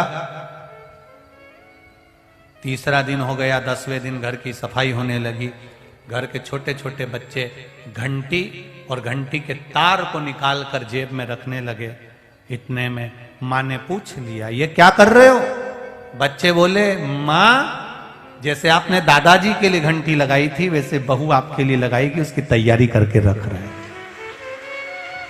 ये उसकी तैयारी है। माता पिता कितने भी अपशब्द कहें, ताने दे, गालियां दे, कितना भी कोसें, गलत से गलत कहें, पर निवेदन है, फिर भी आप शीतलता रखो।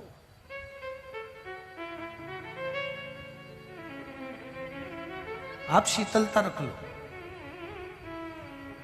लड़ाई कर कर पति को लेकर अलग होना यदि आपको आता है, तो आने वाली पीढ़ी को तुम्हें वृद्धाश्रम भेजना आता है। इनको संगठित परिवार दिखाओ, इनको संग दिखाओ, अपना परिवार दिखाओ। जब तक ये अपना परिवार नहीं देखेंगे, मेरे ताता चाचा काऊ ये सब मेरे परिवार के हैं,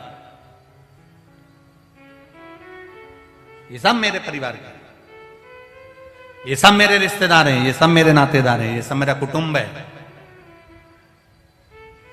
कल बहेड़िया परिवार कह रहा था, ये हमारे समाज के लोग नहीं है गुरुजी, ये हमारे परिवार के लोग हैं। अर्थात एक संगठन में दिखता है ना, ये परिवार दिखता है, ये हमारा परिवार है, ये हमारा कुटुंब है। ये बहनों ने, जिन्होंने चाय, ये झालावाड़ी, सही सुतार, ज्ञाति मंडल बड़ोदरा और सखी मंडल बड़ोदरा आज जो व्यवस्थाएं चाय आदि की दे रहे हैं, ये केवल मंडल नहीं है, ये इनका परिवार है। सब एक दूसरे के लिए प्राण देने को तैयार है। ये स्नेहता है, ये वात्सल्यता है, करुणता।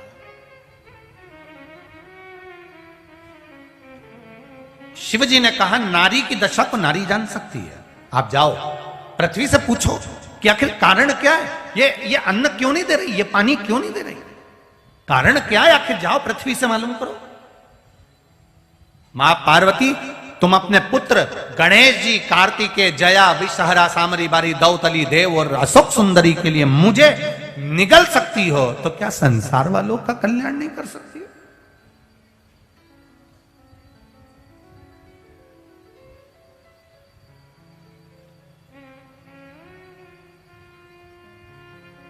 घर का माता पिता एक ऐसे होते हैं, बच्चे ने पूरा पैसा वो क्रिकेट में लगा दिया, बच्चे ने पूरा पैसा डब्बे में लगा दिया, बच्चे ने पूरा पैसा शेयर मार्केट में लगा दिया, मुंह उतार के बैठा है। मां ने पूछ लिया क्या हो गया, बोल नहीं पा रहा। दूसरों ने बताया ऐसा हो गया, मरने के लिए जा रहा था, हमने रोका। इतने में माँ बेटे के पास आकर बोलती है, बाप अपने पुत्र के पास आकर बोलता है, क्या मरना, टेंशन मत ले, ये ले मेरे गले की चेन ले जा, बेचिया, प्रॉपर्टी बेच दे, पर छोरा मरने का मत सोचना, तेरे पीछे पूरा परिवार जुड़ा हुआ है। छोरे को ये सोचना चाहिए कि आज मेरे बाप ने मुझे बचा लिया, आज मेरी माँ ने मुझे बचा लिया, आज के बाद गलत काम नहीं करूंगा, अब मैं पथ पर चलूंगा, मेरे पिता के मार्ग पर चलूंगा, अब नहीं भटकूंगा। बहुत सारी कंपनियां खुल गई रे, इतनी नई नई कंपनी खुली है, तुम्हारा 1 करोड़ का 2 करोड़ कर देती है और थोड़ी दिन बाद तुम्हें रोड पे कर देती है।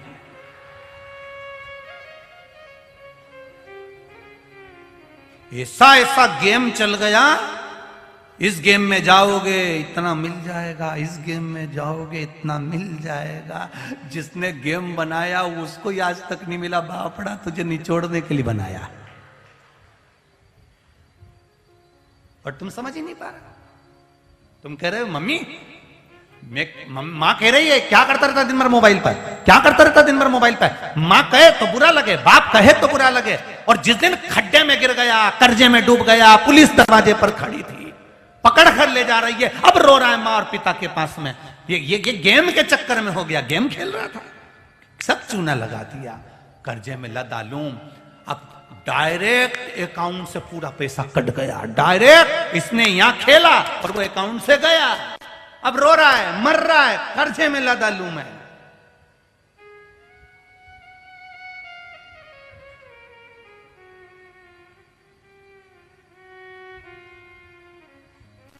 और इतना कर्जे में डूब गया, फिर चले गया किसी महाराज के पास में, महाराज जी कर्जे में डूब गया। महाराज जी कहीं का खा करेगा, संभलना तुमको पड़ेगा, संभलना तुमको है, महाराज को नहीं।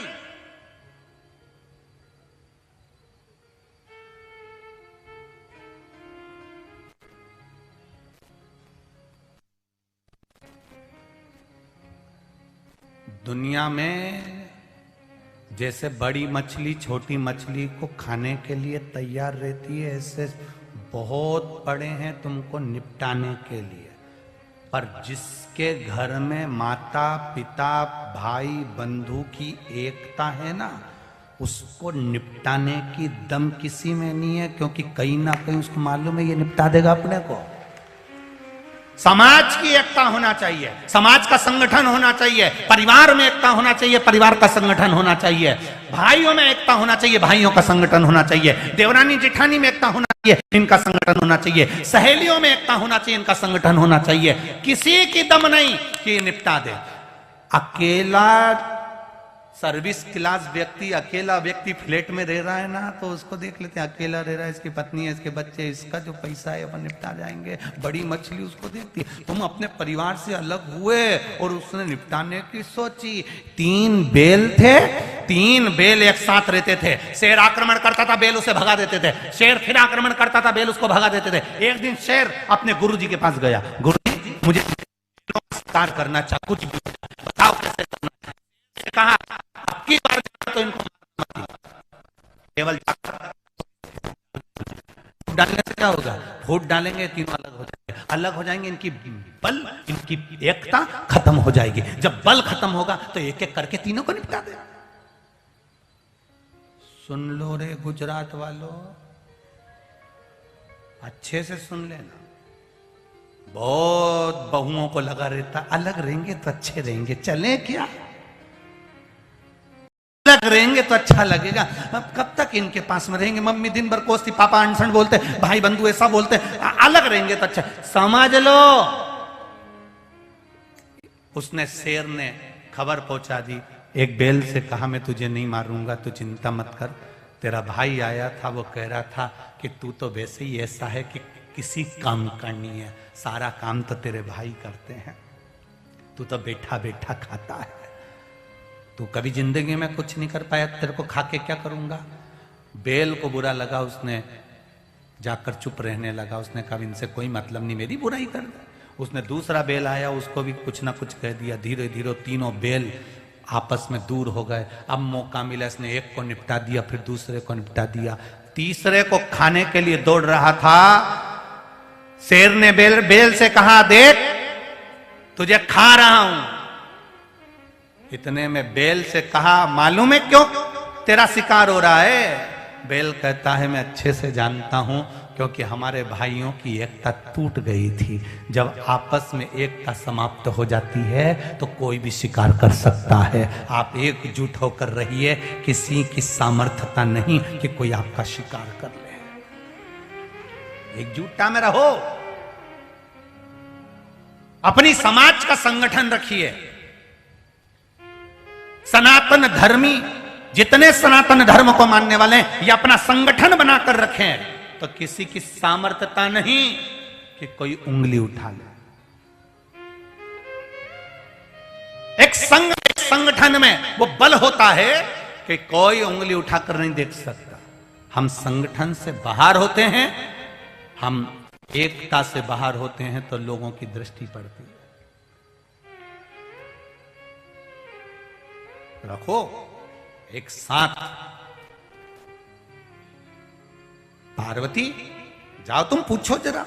पार्वती जी ने कहा मैं जाकर पृथ्वी से पूछो। हाँ, पृथ्वी से पूछो कारण क्या है, आखिर इसने जल अन्न देना क्यों बंद कर दिया। पृथ्वी के पास पहुंचे, माता पृथ्वी से कहा पृथ्वी तुम बताओ। पार्वती जी ने पूछा पृथ्वी बता, तू अन्न क्यों नहीं देती है, तू पानी क्यों नहीं देती है, क्या कारण हो गया जो कुएं में, बावड़ी में, तालाब में, सरोवर में पानी नहीं आ रहा, अन्न नहीं हो रहा, कारण क्या है। पृथ्वी ने कहा संसार के लोगों ने पाप करना प्रारंभ कर दिया, इतना पाप कर रहा है, इतना पाप कर रहा है, तो मैं अन्न नहीं दे सकती, मैं नहीं दूंगी, अन्न का एक दाना नहीं दूंगी, और ना मैं पानी दूंगी इनको पीने के लिए, अब इनको समाप्त करके रहूंगी। पार्वती जी ने कहा पृथ्वी तुम मां है, मां बच्चा लात भी मार दे तो मां मां होती है, बेटा शब्द भी कह दे तो मां मां होती है, बेटा अगर गाली भी दे दे तो मां मां होती है। पूत कपूत सुने हैं पर ना, जम के बोलो माता सुनी माता। हमने पूत कपूत सुने हैं पर मां को कपूत नहीं सुना, कुमाता नहीं सुना।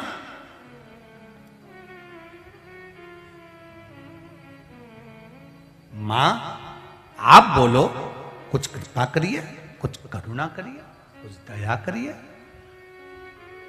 कहा पृथ्वी ने कहा पार्वती आपने कहा है मां, वास्तवता है मां मां होती है, पर मैं नहीं देना चाहती। कभी कभी मां आपको सीधे सामान नहीं देती है, घुमा कर देती है। वो अपनी बेटी से कहेगी तेरा भाई कर्जे में हो गया है, थोड़ा सपोर्ट कर दे, मैं बाद में तुझे दे दूंगी। छोटे लड़के से कहेगी जा भाई को सपोर्ट कर दे, मैं तुझे दे दूंगी। मां घुमा कर देती है। पृथ्वी ने कहा कि पार्वती मैया मैं नहीं दूंगी, आप दे सकती हो। पार्वती जी ने कहा मैं कैसे दे सकती हूं।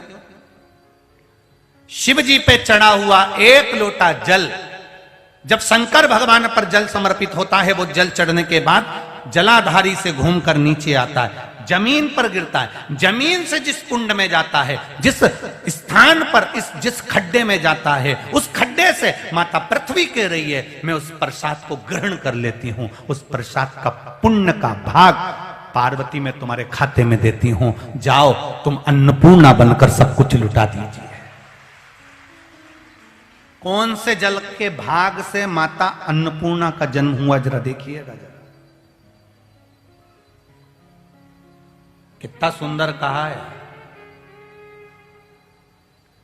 जिस कागज में, जिस दोने में, जिस पात्र में हम प्रसाद ग्रहण करते हैं ना, उस पात्र में जो थोड़ा सा प्रसाद चिपक जाता है ना, वो भी बर्तन मंजते समय जब पृथ्वी पर जाता है तो पृथ्वी उस भाग को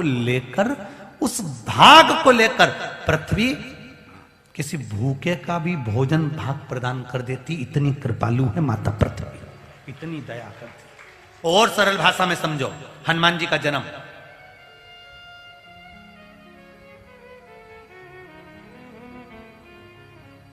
खीर का कटोरा निकला, बोलो सही है, अग्नि देवता से। खीर के 2 भाग हुए, माता कैकेयी ने लिया, माता कौशल्या जी ने लिया। यज्ञशाला में तीसरा बर्तन नहीं था, तब एक दोना पात्र आया, एक दोना, एक पत्ते का एक पात्र बनाया गया। उस पत्ते के पात्र में माता कौशल्या ने, माता कैकेयी ने अपना अपना भाग उसमें दे दिया माता सुमित्रा को। सुमित्रा जी ने खीर खाई, पत्ता पटक दिया और माता सुमित्रा ने वो पत्ता नीचे पटका। एक बांदरी उस पत्ते को चाट कर चली गई, उसका भी गर्व ठेर गया। यहां राम जी, भरत जी, शत्रुघ्न जी, लक्ष्मण जी का जन्म होता है तो उस बांदरी के गर्भ से श्री हनुमान जी का जन्म होता है, मात्र उस पत्ते का एक झूठा भाग ही चाट जाने पर। एक झूठे भाग को प्राप्त कर लेने पर उसका फल प्राप्त हो जाता है। अन्नपूर्णा मैया का जो अवतार, आप लोगों से कई बार हम कहते हैं, आप लोगों ने ध्यान दिया होगा, हम कई बार समझाते हैं। कभी हम आपसे कहते हैं कि साहब ये बेलपत्री अशोक सुंदरी वाली जगह पे चढ़ाओ, कभी हम कहते हैं कि बेलपत्री की डंडी पीछे की ओर रखकर चढ़ाओ, कभी हम कहते हैं ये बेलपत्री पर शहद लगाकर चढ़ा दो, कभी हम कहते हैं इस पर दूध का भाग लगाकर चढ़ा दो, कभी हम कहते हैं कि ये आखिर कारण क्या है? स्थान की मूलता है कि शिवलिंग, और शिवलिंग जब शंकर भगवान का शिवलिंग रखा है और ये पानी जहां से गिर रहा है नीचे जा रहा है, जमीन पर जा रहा है, वो जमीन का पानी जिस खड्डे में जा रहा है, जिस जगह पर जा रहा है, वो पानी जहां गिरता है वो पृथ्वी उस भाग को ग्रहण कर कर, उस प्रसाद को ग्रहण कर कर पार्वती जी को वो वर प्रदान कर देती है कि आप पूरी पृथ्वी का फल अन्नपूर्णा बनकर लुटा सकती हो। उस प्रसाद का इतना बल बन सकता है महाराज। कोई कहता है गुरुजी ये रुद्राक्ष का जो पानी होता है,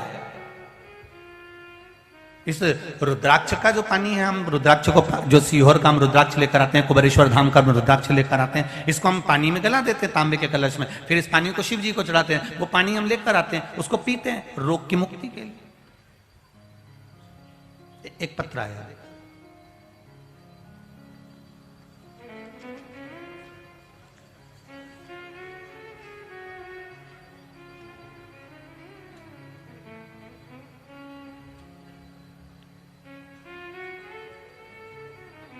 सो लताबेन विठल महाजन सूरत उदना से आई हूं। कहीं बैठी हो तो हाथ हिलाइएगा। आप ही हैं? दोनों हाथ हिला दो जैसा। श्री शिवाय नमस्तुभ्यम। हाँ, एक बार फिर से हिला दो दोनों हाथ। हाँ, सामने, ठीक है। सो लताबेन विठल महाजन, एक बार फिर से हाथ हिला दीजिए। ठीक है, दिख गए। सोलताबेन विठल महाजन सूरत उदना से आई हूं। बाबा जी मेरा प्रणाम। मेरे भाई का तबीयत बहुत खराब हो गया था।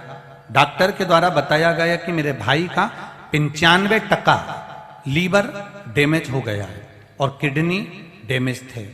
तो मैं अपने भाई को 2 दिन आईसीयू में रखा। उसके बाद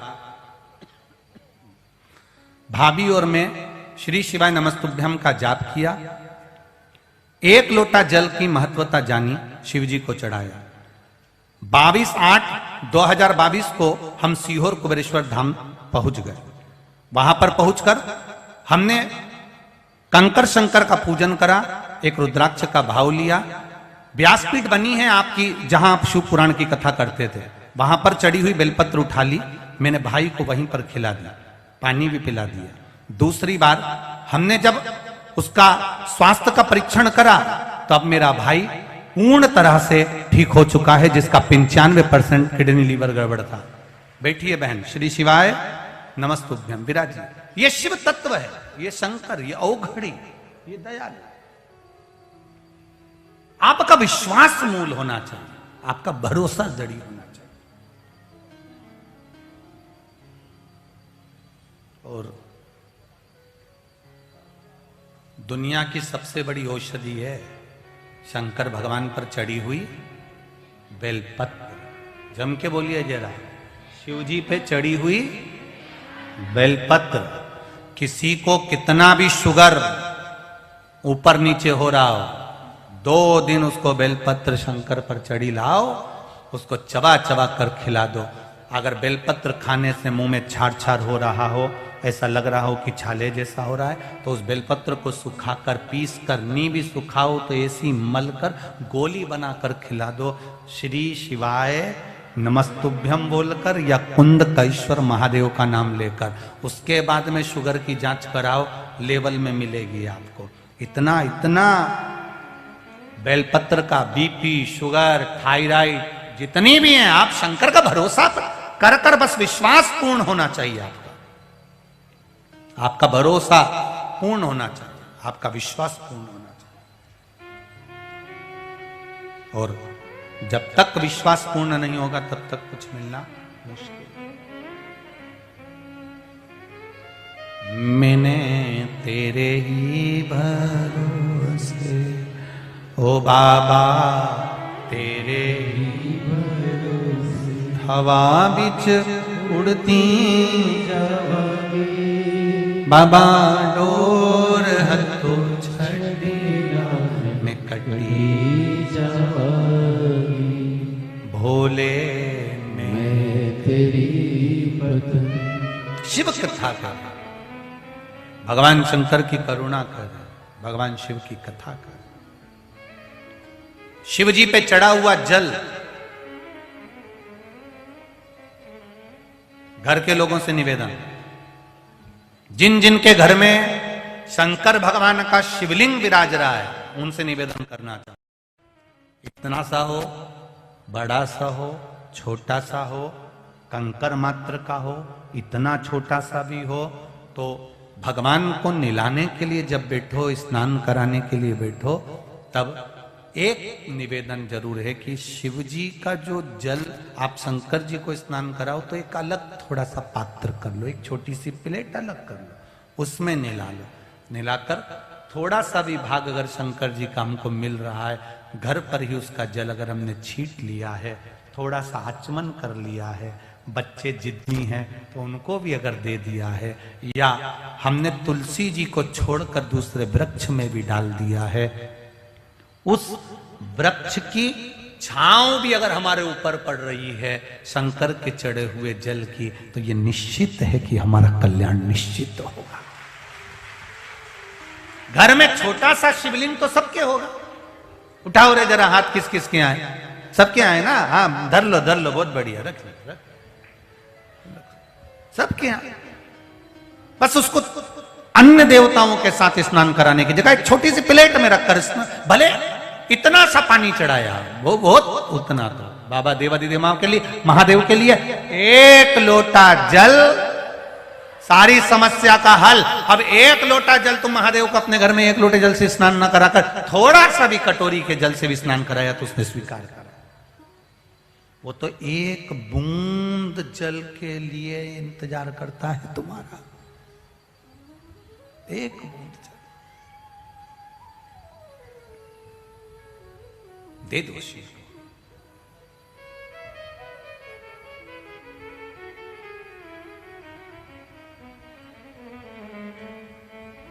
महाराज शिव कथा कह रही है, जहां पानी गिरा, शंकर भगवान पे चढ़ा हुआ शिवलिंग का जल पृथ्वी देवी में जब जाता है, खड्डे में जब जाता है, मैं हर जगह पर हम इस बात को कहते हैं और आज भी कह रहे हैं, जितने शिवालय हैं, जितने शंकर जी के मंदिर हैं, उन सबसे निवेदन है, आपके मंदिर का चढ़ा हुआ जल या तो एक कुंड बना लो या एक खड्डा बना लो, उसमें जाना चाहिए, उसको नाली में मत बहाना। नाली में अगर गंदी नाली में शंकर का चढ़ा हुआ पानी जाता है तो दोष लगता है, वो गंदी नाली में नहीं जाना चाहिए।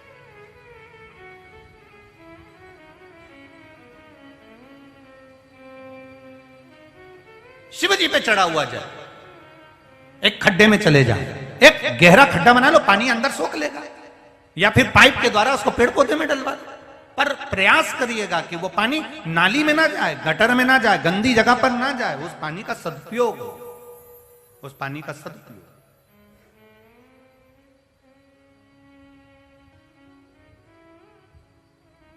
ये जितनी टूटी हुई मूर्तियां हैं, फोटो हैं, इधर उधर पेड़ के नीचे रख देते हो, यहां वहां रख देते हो, प्रयास करा करो इनको उठाकर या तो कहीं ऐसी जगह पर ले जाकर डाल दिया जाए जहां पर ये अच्छे से पूर्ण तरह से भूमि में मिल जाए। या फिर उनका कहीं ऐसी जगह विसर्जन हो जाए। नदी में भी डालोगे तो वो नदी पर पड़ी रहती है, गलती नहीं, तो उसको ले जाकर एक जगह पर उसको रख दिया, एक जगह कोई खड्डे में उनको एकत्रित कर लिया, जिससे वो खाद के रूप में बन जाए और उसका अच्छा फल। हमारे देवताओं को हम जगह जगह रख दें तो ये अच्छी बात थोड़ी है।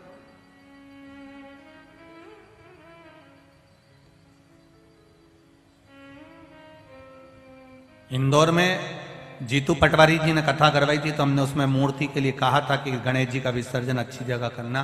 तो लोगों ने, इंदौर के लोग, अभी जब शुक्ला जी ने कथा कराई तो वहां पर लोगों ने लिखकर भेजा कि अब की बार जितनी भी मूर्तियां थीं उन सबको नगर निगम ने बड़े अच्छे से लेकर गए और उनको अच्छे से विसर्जन किया। उसके लिए बहुत बहुत इंदौर नगर निगम को साधुवाद, इंदौर नगर निगम को उसके लिए बहुत बहुत साधुवाद। उन्हें स्वीकार तो करा, उसको सुधारा, संवारा,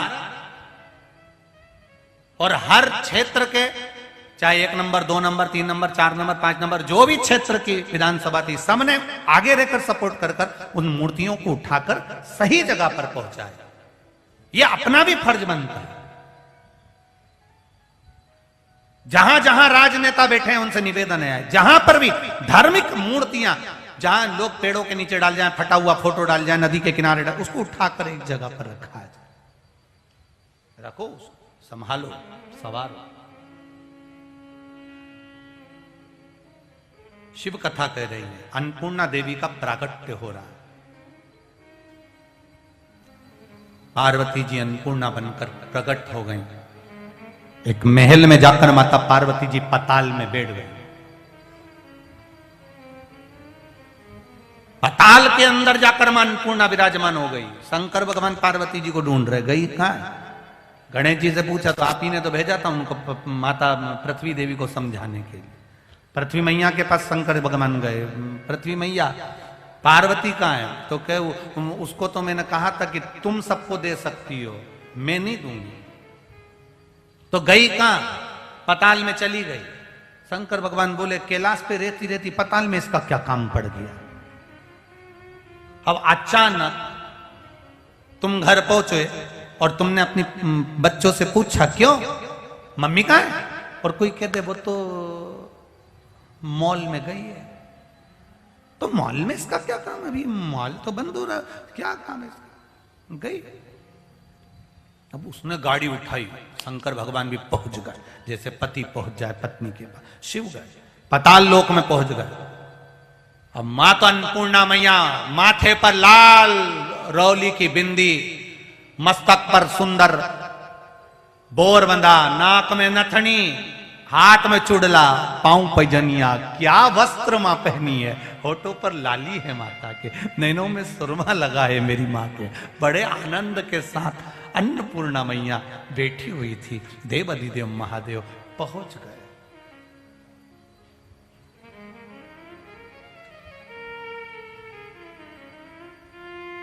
अब इन्होंने तो डायरेक्ट, अब बहुत बहुत अंतर आता है। देखो, एक नारी, एक पुरुष, आज के छोरा छोरी इतनी देर तक अपना चेहरा धोते रहते, घिसते रहते, घिसते रहते, घिसते रहते, घिसते रहते। इनको देखकर कभी कभी मेरे मन में आता है, तो मैंने 1-2 बार आकाश से भी कहा कि आकाश, इनको अगर एक पका हुआ चंदन की मुठिया दे दी जाए और कहा जाए शंकर जी के लिए चंदन घिसना है, तो इतनी बैठी इसमें से 1 घंटा कोई चंदन नहीं घिसेगा। और इनसे कह दिया जाए तो काली काली दिख रही है तो अपना चेहरा घिसेगी, क्या क्रीम नया लाया? तो 1 घंटे तक वो पार्लर वाली क्या एक जैसी बैठी, घिसे जा, घिसे जा।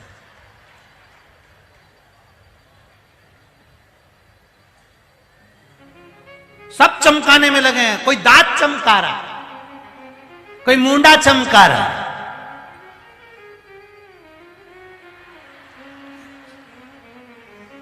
नखून में भी इतनी कारीगरी करेंगे, इधर से नीला दिखना चाहिए, नीचे से पीला दिखना चाहिए, इतनी कारीगरी। और उसमें भी ऐसी सफेद वाली से ऐसी टिप टिप मारे, ऐसी टिप टिप। और फिर देखा तो उसका नखून, और इतनी कारीगरी, इसमें पीला, इसमें हारा।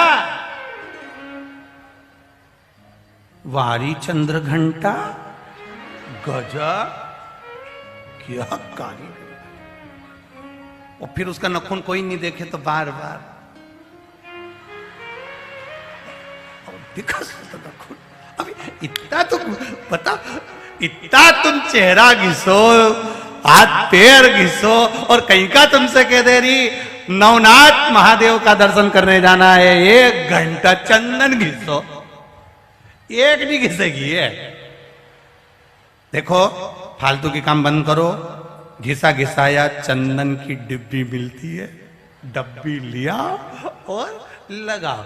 जैसे तुम चंदन की डब्बी लाते हो आज के जमाने में, इसलिए डायरेक्ट फेशियल करने का भी डब्बी आ गई। उसको तुम्हें डायरेक्ट बस ऐसा पोत लो और 2 ककड़ी धर लो, ये बात खत्म। अब इनसे कोई चंदन घसा, इनसे कहा जाए कि चंदन घसो तो घसे, शिव जी को लगाना है, ये अपने आप को घस लेगी पर चंदन नहीं घसे। महादेव ने कहा इनके पास चंदन घिसने का भी समय नहीं है, इनके पास कोई समय नहीं बचा। शिव जी कहते हैं बस इतना समय निकाल लेना, 1 लोटा जल लेकर मेरे पास आ जाना, उतने में कल्याण कर दूंगा। बहुत समय लगाने की जरूरत नहीं, सारी समस्या का हल 1 लोटा जल। केवल जल भी चढ़ाया तो उसमें मेरी पूर्ति है। मां अन्नपूर्णा देवी के पास में देवाधिदेव महादेव ने जाकर आवाज लगाई, अन्नपूर्ण हे पार्वती, हे पार्वती। पार्वती कोई सुन रही? पार्वती तो अन्नपूर्णा बन गई, अब काय को सुनेगी?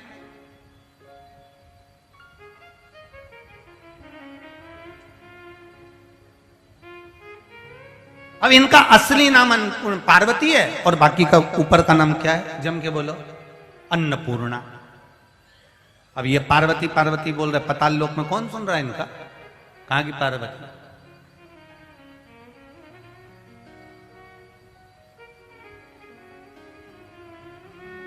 कभी कभी ऐसा हो जाता है।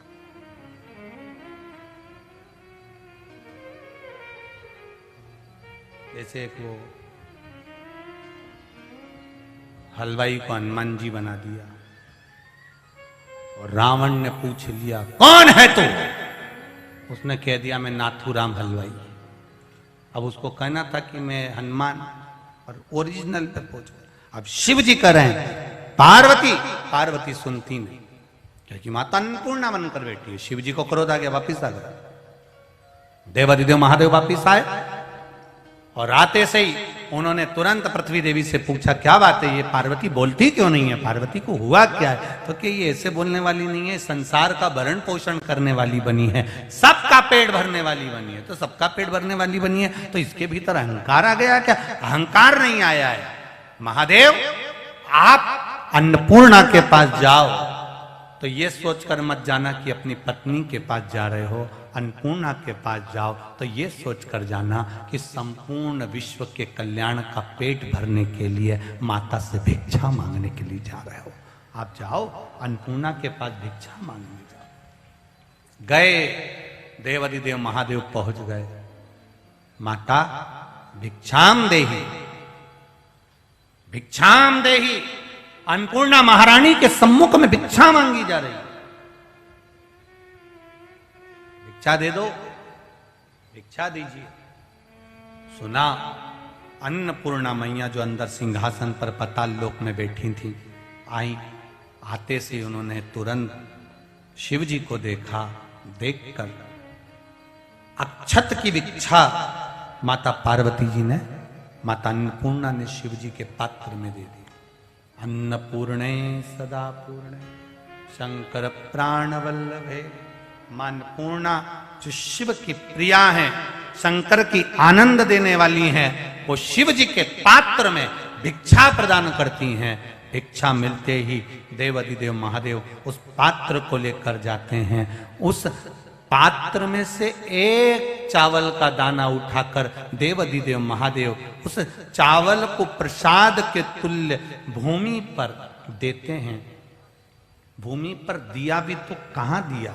तो कहते हैं एक बेलपत्र के वृक्ष के नीचे एक चावल, एक बट वृक्ष के नीचे एक चावल, एक आंवले के वृक्ष के नीचे एक चावल, एक शमी के वृक्ष के नीचे एक चावल, एक रुद्राक्ष के वृक्ष के नीचे एक चावल, पीपल के वृक्ष के नीचे एक चावल। ऐसे देवाधिदेव महादेव ने अन्नपूर्णा से लिए हुए भाग को जब इन स्थानों पर दिया, अपनी जटा से गंगा को बहा दिया, पूरी पृथ्वी फिर अन्न से परिपूर्ण हो गई और संसार का उदर पोषण कर दिया। उदर पोषण। ऐसी माता अन्नपूर्णा शिव कथा कह रही है। भगवान देवाधिदेव महादेव, भगवान शंकर जो आनंद की अनुभूति कराने वाले हैं, भगवान शिव जो आनंद देने वाले हैं, उनके जीवन का सबसे बड़ा तत्व रस यही है कि वो किसी को भूखा नहीं देख सकते। उन्होंने पार्वती से कह दिया तू रूप बदल कर जा, पर जा और पेट भर संसार सागर का, वो भूखा नहीं देख सकते। उसका नाम है विश्वनाथ। किसी को अनाथ नहीं छोड़ सकते, वो है विश्वनाथ, सोमनाथ, केदार नाथ, श्री नाथ, चार भुजा नाथ। ये नाथ का मतलब है कि अनाथ नहीं है। और आपको तो खुश होना चाहिए, इधर चार भुजा सांवरिया नाथ है, उधर द्वारका सोमनाथ है, बीच में तुम हो। इससे बढ़कर और क्या चाहिए? कोई अनाथ नहीं, सब उसके भरोसे, सब उसके भरोसे, सब उसके भरोसे। समय आया, भगवान देवाधिदेव महादेव आनंद करते हुए श्री गणेश जी महाराज कार्तिकेय के साथ में भगवान की लीला का दर्शन करते हैं। भगवान कुंदकेश्वर महादेव पधार रहे हैं। जोरदार ताली बजाकर स्वागत करें।